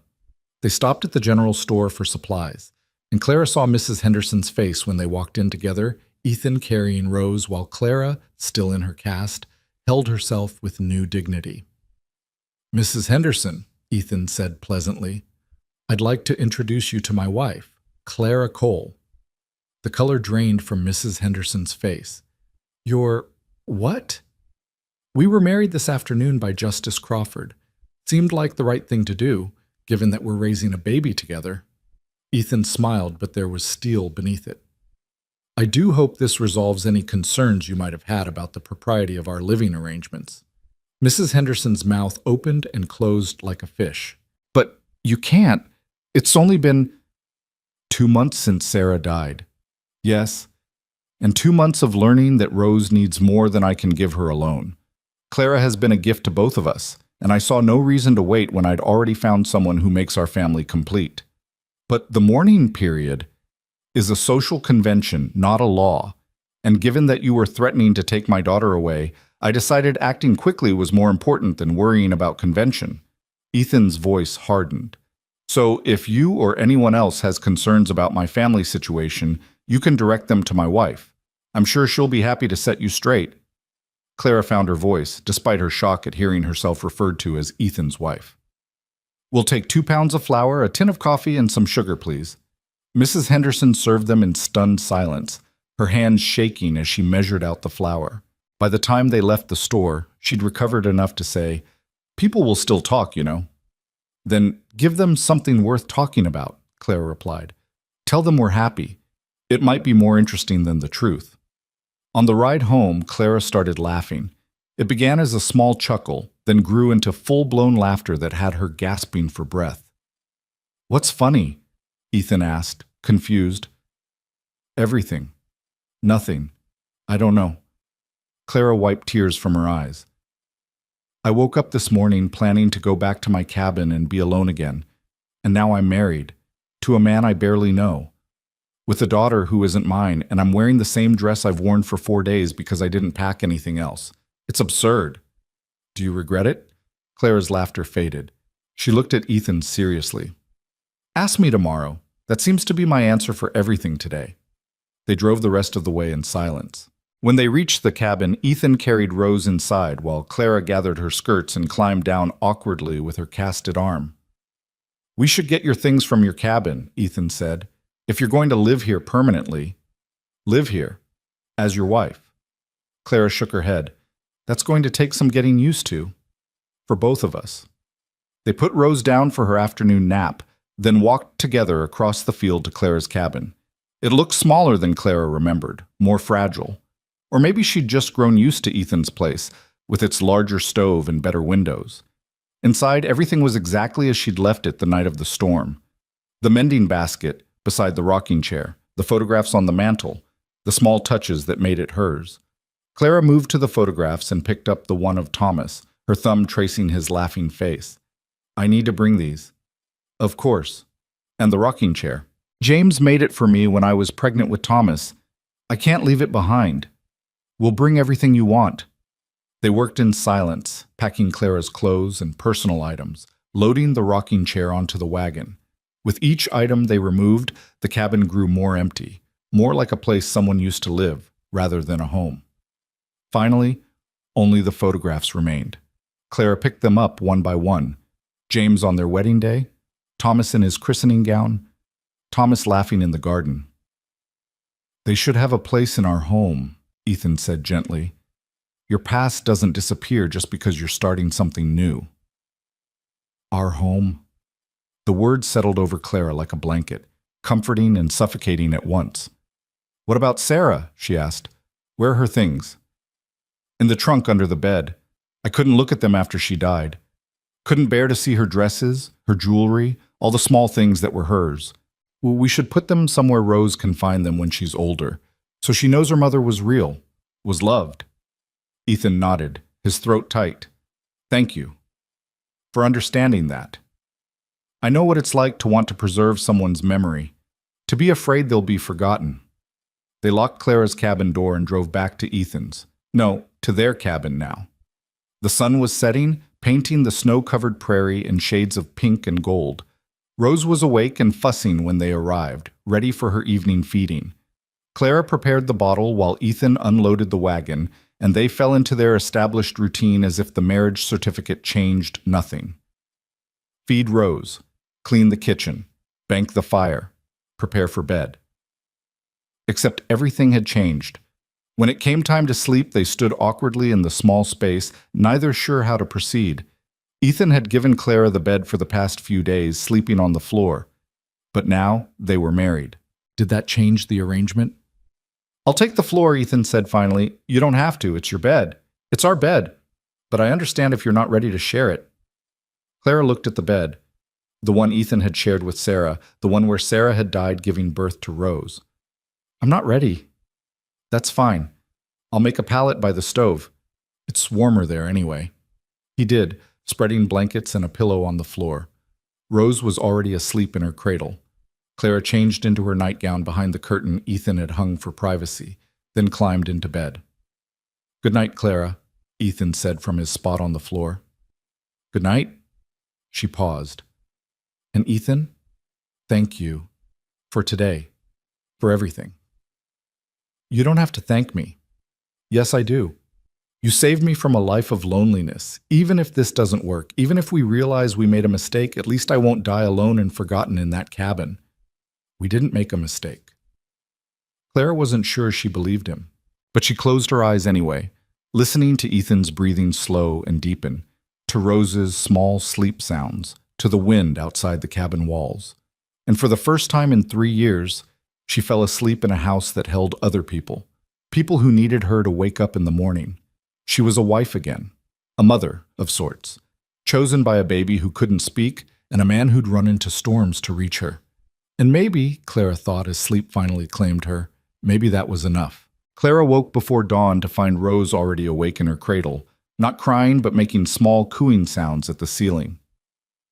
In the gray pre-dawn light, Clara could see Ethan still asleep on his pallet by the stove, one arm thrown over his face, his breathing deep and even. He looked younger in sleep, the lines of grief and exhaustion temporarily smoothed away. She slipped out of bed, wincing as her ankle protested the movement, and lifted Rose from the cradle. The baby looked at her with those serious dark eyes and reached up to touch Clara's face with tiny fingers. "Good morning," Clara whispered. "Let's let your papa sleep a bit longer." She carried Rose to the rocking chair, James's chair, now situated in the corner, and settled in to feed her. The cabin was cold despite the banked fire, and Clara pulled a blanket around both of them. Rose ate contentedly, her small hand resting on Clara's chest, and Clara found herself studying the baby's face in the growing light. She had Ethan's eyes, definitely. But her nose was all Sarah, delicate and slightly upturned. Her mouth, when she wasn't crying, had a serious set to it that reminded Clara of the photograph she'd seen of Sarah, the one Ethan kept in the trunk under the bed. "Your mama was brave," Clara whispered to Rose. "Braver than me. She gave everything so you could live. I hope you know that. I hope you grow up knowing how much you were wanted." Rose finished eating and burped against Clara's shoulder. Clara held her close, breathing in that particular baby smell, milk and soap and something indefinably sweet. Behind her, she heard Ethan stirring, the creak of joints, a soft groan as he sat up. "How long have you been awake?" he asked, his voice rough. "Not long. She was making noises, so I got her before she woke you." Ethan stood and stretched, then moved to rebuild the fire. Within minutes, warmth began to spread through the cabin. He filled the coffee pot and set it on the stove, then turned to look at Clara and Rose in the rocking chair. "That's a good sight to wake up to," he said quietly. Clara felt heat rise to her cheeks. "She's a good baby in the mornings, all those weeks of crying at night, but mornings she's peaceful. Thanks to you, before you came, mornings were just as bad as nights." They fell into silence, both aware of the strangeness of their situation. Yesterday they'd been neighbors helping each other. Today they were legally married. Nothing and everything had changed. "Clara," Ethan said after a moment, "about yesterday. If you're going to say you regret it, please don't. I don't think I could bear it right now. I was going to say that I know this wasn't what either of us planned, but I meant what I said. I'm grateful you're here, that you said yes." Clara looked down at Rose, who had fallen back asleep in her arms. "Ask me in a month if I made the right choice. Right now I'm still too confused to know." The days that followed developed their own rhythm, different from before but somehow more settled. Clara moved through the cabin making small changes, rearranging the kitchen so things made more sense, mending curtains, organizing Ethan's scattered tools. She set up her photographs on the mantel beside the lamp, James and Thomas taking their place in this new life without apology. Ethan worked the ranch during the day, chopping wood, tending the horses, fixing the endless things that broke in a frontier cabin. He'd come in for lunch and find Clara teaching Rose some new thing, how to track movement with her eyes, how to grip a finger, how to smile at a voice. At night, they ate dinner together at the small table, passing Rose between them when she got fussy. They talked about small things, the weather, supplies needed from town, whether the chickens Ethan wanted to buy in spring would be worth the trouble. They didn't talk about the future or examine too closely what they were building, and Ethan continued to sleep on his pallet by the stove while Clara took the bed. Neither of them suggested changing the arrangement. 2 weeks after the wedding, Clara woke in the middle of the night to find Ethan sitting by Rose's cradle, his head in his hands. She could hear him crying softly, trying to muffle the sound. Claire got out of bed and knelt beside him. "What's wrong? Is Rose sick?" "No, she's fine. It's just—" Ethan's voice broke. Today would have been Sarah's birthday. She would have been 24. Clara's heart ached for him. She put her good hand on his shoulder. "Tell me about her." "What?" "Tell me about Sarah. I should know about her. Rose should hear about her. Tell me who she was." Ethan wiped his eyes and looked at Clara in the dim lamplight. "She was funny. That's the first thing people noticed about her. She could find humor in anything, even dying in childbirth."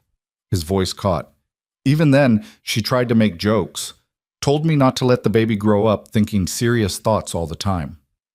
"What else?" "She loved flowers. Spent hours in the garden back in Kansas. When we came here and saw how harsh the land was, she cried.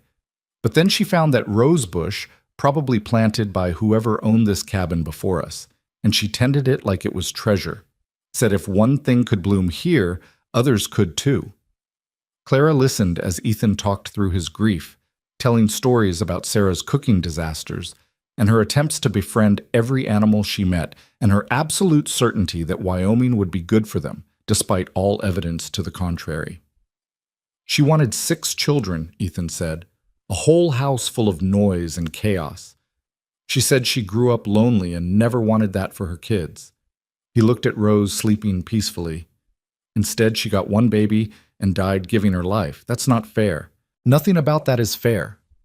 "No," Clara agreed. "It's not fair. Loss never is."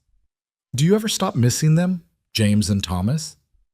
"No, but you learn to carry the missing alongside everything else. Some days it's lighter. Some days it crushes you. But you keep carrying it because the alternative is pretending they never existed. And that's worse." Ethan reached for Clara's hand and held it tight. "I'm glad you're here. I know I keep saying that, but I need you to know I mean it. Not just because you help with Rose, but because you understand. You know what it's like to lose everything and have to keep living anyway. We're good at surviving, you and I. Maybe together we can learn to do more than just survive." They sat together in the darkness, holding hands beside Rose's cradle, 2 broken people finding comfort in shared grief. And when they finally returned to their separate sleeping places, something between them had shifted. They weren't just survivors anymore. They were partners in loss, in parenthood, in the slow work of healing. The town's response to the marriage was mixed. Some people, like Doc Murray, offered quiet congratulations and wished them well. Others, like Mrs. Henderson, made their disapproval clear through tight lips and cold shoulders. But the legal marriage accomplished what Ethan had hoped. It ended the threats to take Rose away and gave Clara a legitimate place in the household. What surprised them both was how many people began to show up at their door. The first was Martha Givens, a young woman from a homestead 10 miles north. She appeared one afternoon with a colicky baby and desperation in her eyes. "Mrs. Henderson said you might know about babies who cry all the time," Martha said to Clara, her voice trembling. "Mine hasn't slept more than an hour at a stretch in 2 weeks. My husband thinks I'm doing something wrong. I think I'm going to lose my mind." Clara looked at Ethan, who nodded. "Come in," Clara said. "Let's see what we can figure out." She examined Martha's baby, asked questions about feeding and sleeping and what made the crying worse. Then she taught Martha the same thing she'd taught Ethan, how to hold the baby to ease gas, how to swaddle tightly so the baby felt secure, how to recognize different types of cries. An hour later, Martha's baby was asleep in her arms for the first time in days. The young mother cried with relief. "Thank you," she whispered. "Thank you so much." "Come back if you need help," Clara said. "Babies are hard. Nobody should have to figure it out alone." Martha told other women, and they told others. Within a month, Claire had become the person isolated ranch wives came to when they needed advice about children. She never turned anyone away, no matter how much Mrs. Henderson disapproved. You're building something good here, Ethan said one evening after a particularly busy day of visitors. Helping people. It helps me too. Gives me purpose beyond just, Clara gestured vaguely, beyond just existing. You're more than just existing. You're living, finally. Clara considered this. Maybe. Some days I almost forget to be sad. Then I feel guilty for forgetting.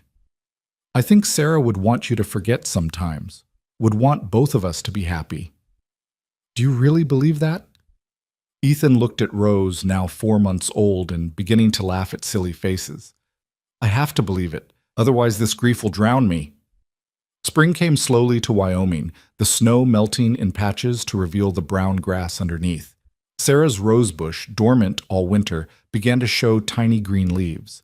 Clara spent hours working the soil around it, preparing the garden plot for planting. Sarah would be happy someone's taking care of it, Ethan said, watching Clara work one-handed, her cast finally removed the week before. I'm doing it for Rose, so she can see what her mother loved. They planted vegetables, potatoes, carrots, beans, and Clara added flowers around the edges, wild seeds she'd collected from the prairie mixed with cultivated ones ordered from a catalog. The work was hard, and the soil was stubborn, but things grew. One evening in late April, Ethan came in from the barn to find Clara crying at the kitchen table. Rose was asleep in her cradle. Dinner was ready on the stove. Everything seemed fine except for Clara's tears. What's wrong? Ethan asked, alarm shooting through him. Today was Thomas's birthday. He would have been 6. Clara wiped her eyes roughly. I thought I was doing better, thought I'd moved past the worst of it. But days like today they knocked me down all over again. Ethan sat across from her and took both her hands in his. Tell me about him, what he was like. He loved frogs, would spend hours by the creek trying to catch them, brought them home in his pockets and they'd escape in the house. Clara laughed through her tears. James would pretend to be angry, but he thought it was funny. We were always finding frogs in the strangest places. He sounds wonderful. He was. He was everything good in the world. And then he got sick and within 3 days he was gone. I didn't even get to say goodbye properly. He was delirious with fever at the end. Didn't know who I was. They sat together in the kitchen while Clara cried and told stories about Thomas. And when she was finished, wrung out and exhausted, Ethan said something that surprised them both. We should make sure Rose knows about Thomas. He's part of our family too, even though he's gone. You'd do that? He was your son. That makes him important. We'll tell Rose about Sarah and about Thomas, about all the people who loved us before we found each other. Clara looked at this man she'd married out of desperation and necessity and felt something warm unfold in her chest, something that might, if she let it, become love. By summer, Rose was sitting up and babbling and reaching for everything within arm's length.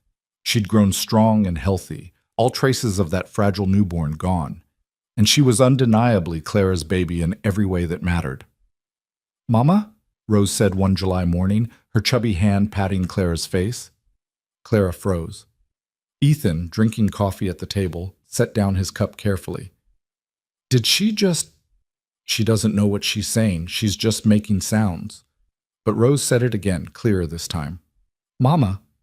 Clara looked at Ethan, her eyes wide with panic and joy and guilt all mixed together. I didn't teach her that. I swear I didn't. I know you didn't. Ethan came to stand beside them. She chose it herself, chose you. But Sarah isn't here. You are. And Rose knows the difference between a memory and the person who feeds her and rocks her and loves her every day. Ethan touched Clara's shoulder gently. It's okay to let her call you Mama. Sarah would understand. Clara pulled Rose close and let herself cry. Happy tears this time, mixed with sadness for what Sarah had missed and gratitude for what Clara had been given. Rose patted her face, unconcerned, and said, Mama, again like it was the most natural word in the world. That night, after Rose was asleep, Ethan and Clara sat on the porch watching the sunset paint the sky in shades of orange and pink. The air was warm for the first time in months, carrying the scent of growing things. I've been thinking, Ethan said carefully, about the sleeping arrangements. Clara's heart jumped. Oh? I'm not suggesting, I don't expect... He stopped, frustrated with himself. What I'm trying to say is that the floor is getting harder every night, and we're married, and maybe it would be all right if we just shared the bed. For sleeping. Nothing else has to change. Clara considered this. 7 months had passed since Sarah's death. 5 months since Clara had knocked on Ethan's door. 3 months since they'd married. Time enough for some of the sharp edges of grief to soften. All right, she said. But Ethan, I know, separate sides. No expectations. I understand. That night they lay on opposite edges of the bed, a careful space between them, both stiff and aware of the other's presence.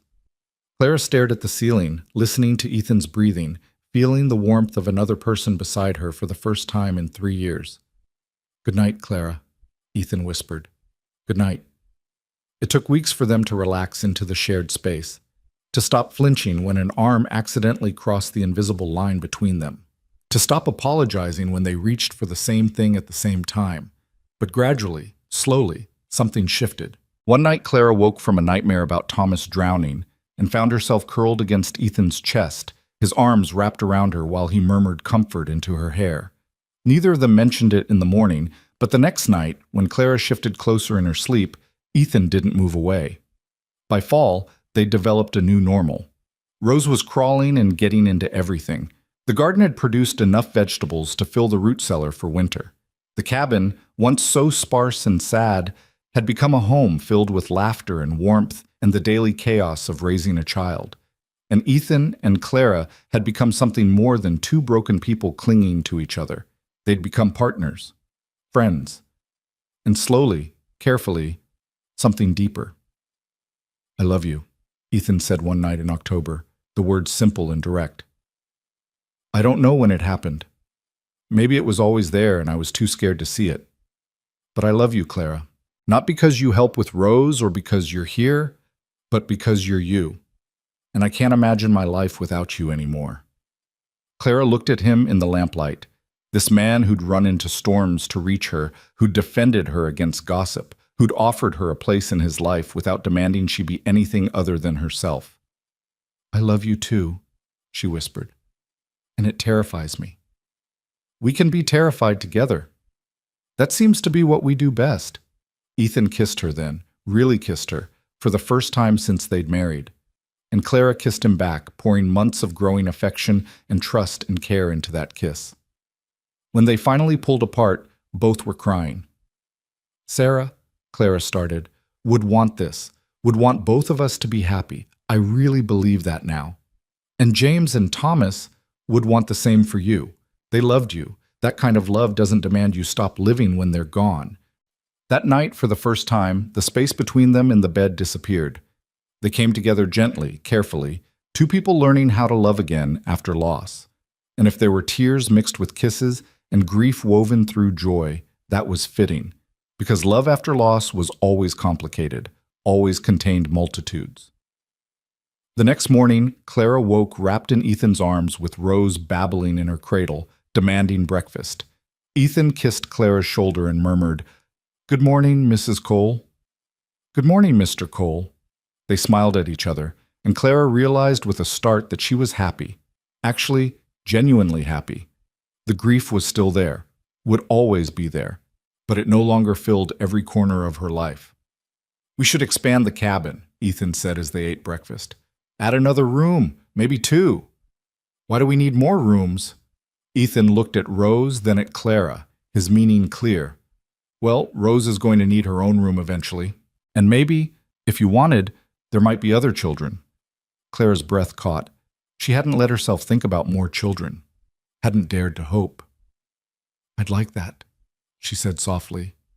"Not right away, but someday. Yes." Winter came again, their second together. But this time the cabin was warm and full. They celebrated Rose's first birthday with a small cake and too many presents. Clara taught her to wave goodbye and blow kisses. Ethan taught her to laugh by making silly animal sounds. And on a cold January night, exactly 1 year after the night Clara had first crossed the fence, they sat together by the fire.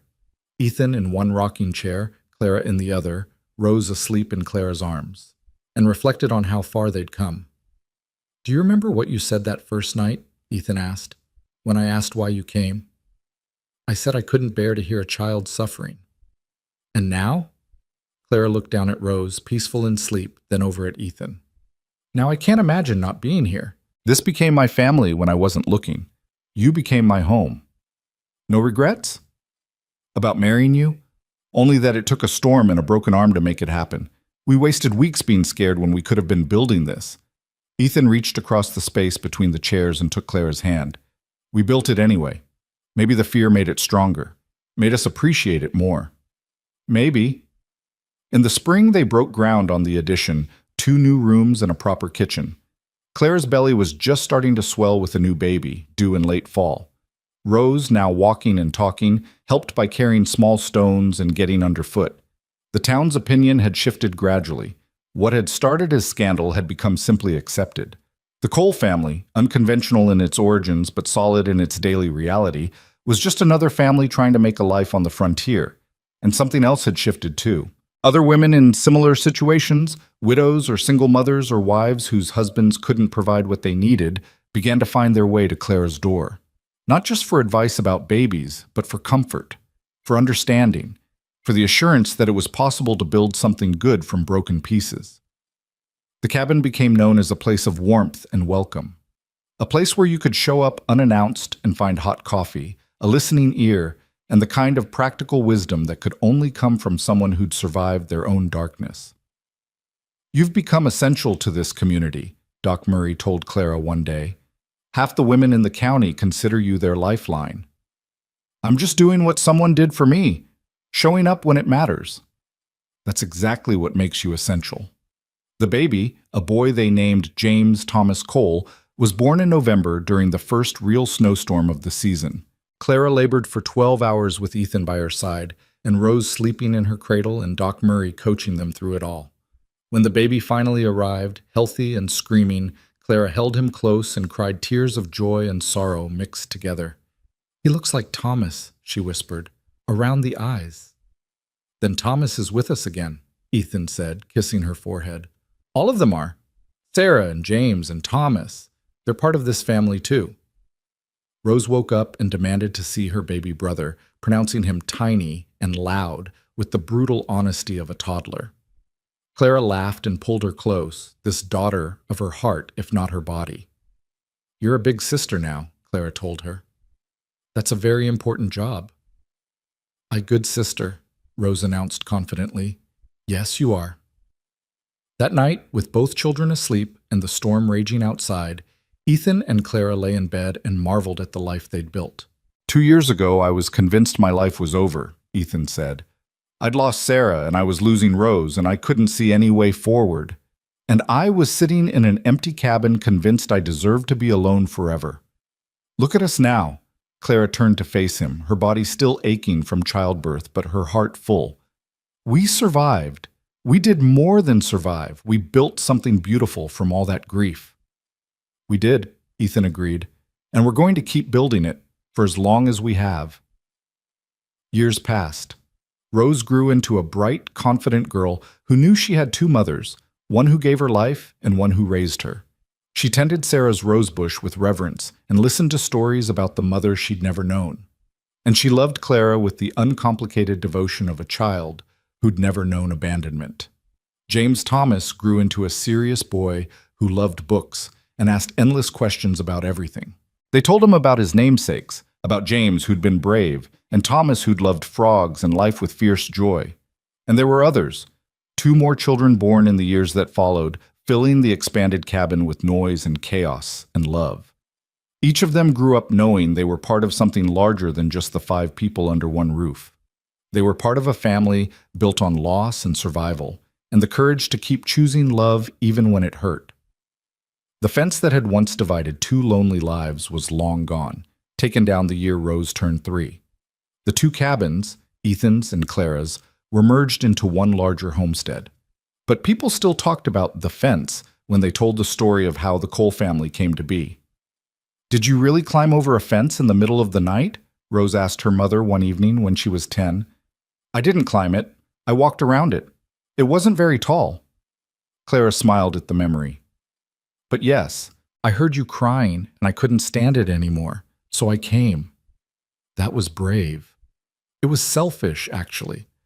I came because I needed to make the crying stop, for my own sake as much as yours. But you stayed. That was brave. Clara looked at her daughter, this child she hadn't given birth to but had chosen every day since, and felt her heart swell. We were all brave. Your papa for asking for help, me for accepting that I was allowed to live again, and you for choosing me when you didn't have to. I didn't choose. You were just my mama. You always were. Rose said it so simply, as if it were obvious truth rather than the miracle it was. And maybe to her it was obvious. Maybe children understood what adults spent years trying to learn, that family wasn't always blood. Sometimes it was choice. Sometimes it was showing up at the right moment and refusing to leave even when leaving would be easier. That night, Clara stood on the porch of their home, expanded now to 8 rooms, bustling with life, and looked out over the land they'd built together. The garden was thriving. The barn was full. Smoke rose from chimneys of neighboring homesteads where women came for coffee and advice and the assurance that they weren't alone. Ethan came to stand beside her, his arm slipping around her waist in the casual intimacy of long marriage. "Happy?" he asked. "Yes. Are you?" More than I ever thought possible after Sarah died, more than I had any right to expect. They stood together in the gathering darkness, two people who'd found each other in grief and built something lasting from broken pieces. The prairie stretched endlessly around them, but they weren't lonely anymore. Would never be lonely again. Because Clara had crossed a fence one desperate night, unable to bear the sound of suffering, and in doing so, she'd found her way home. The baby's cries had torn through the frozen Wyoming night. A young widowed cowboy had wondered if this was how a man went mad. And a woman next door had made a choice that changed everything, not because it was noble or selfless or particularly brave, but because she was human, and humans weren't meant to stand by while others suffered, not when there was a fence to cross. Not when there was help to give. Not when there was the possibility, however small, however unlikely, of building something good from all that loss. Years later, when Rose had children of her own, she told them the story. About the grandmother they'd never met who died bringing their mother into the world. About the other grandmother who'd crossed a fence and stayed. About a cowboy and a widow who'd been broken by grief and made whole by love. "So that's why we don't have fences around our property," Rose's daughter said, understanding. "That's right. Because fences are barriers. And in this family, we believe in crossing barriers to reach people who need us. Like Great Mama Clara did. Exactly like Great Mama Clara did. And so the story passed down through generations. The story of a baby who cried all night, a man who loved her enough to accept help, and a woman who learned that the opposite of loss wasn't protection from future loss. It was the courage to love again anyway. The fence was long gone, but its absence remained. A reminder that the best things in life often began with the simple act of crossing a boundary you'd built to keep yourself safe, of reaching towards someone else's pain because you recognized it in yourself, of choosing connection over isolation even when connection meant risking your heart all over again. Clara had crossed that fence believing she was saving a baby's life. She hadn't known she was saving her own, but that's how it worked in the end. You saved others, and in doing so, saved yourself. You built families from whatever materials grief left behind. You loved people who weren't yours by blood, but became yours by choice. And you told their stories, all of them, the lost ones and the found ones, so that no one was ever truly gone. The wind blew across the Wyoming prairie, carrying the scent of roses blooming where Sarah had planted them all those years ago. Inside the house, children laughed and Clara hummed that wordless tune she'd sung to Rose on that very first night. Ethan split wood for the stove, his movements efficient and content. And somewhere, perhaps Sarah and James and Thomas looked down and smiled. Because this was what love did after death. It didn't end. It transformed. It found new expressions through new people who carried the memory forward. The fence had divided 2 lonely lives. Love had erased it completely. And in its absence, a family grew, sprawling and loud and imperfect and utterly, completely whole.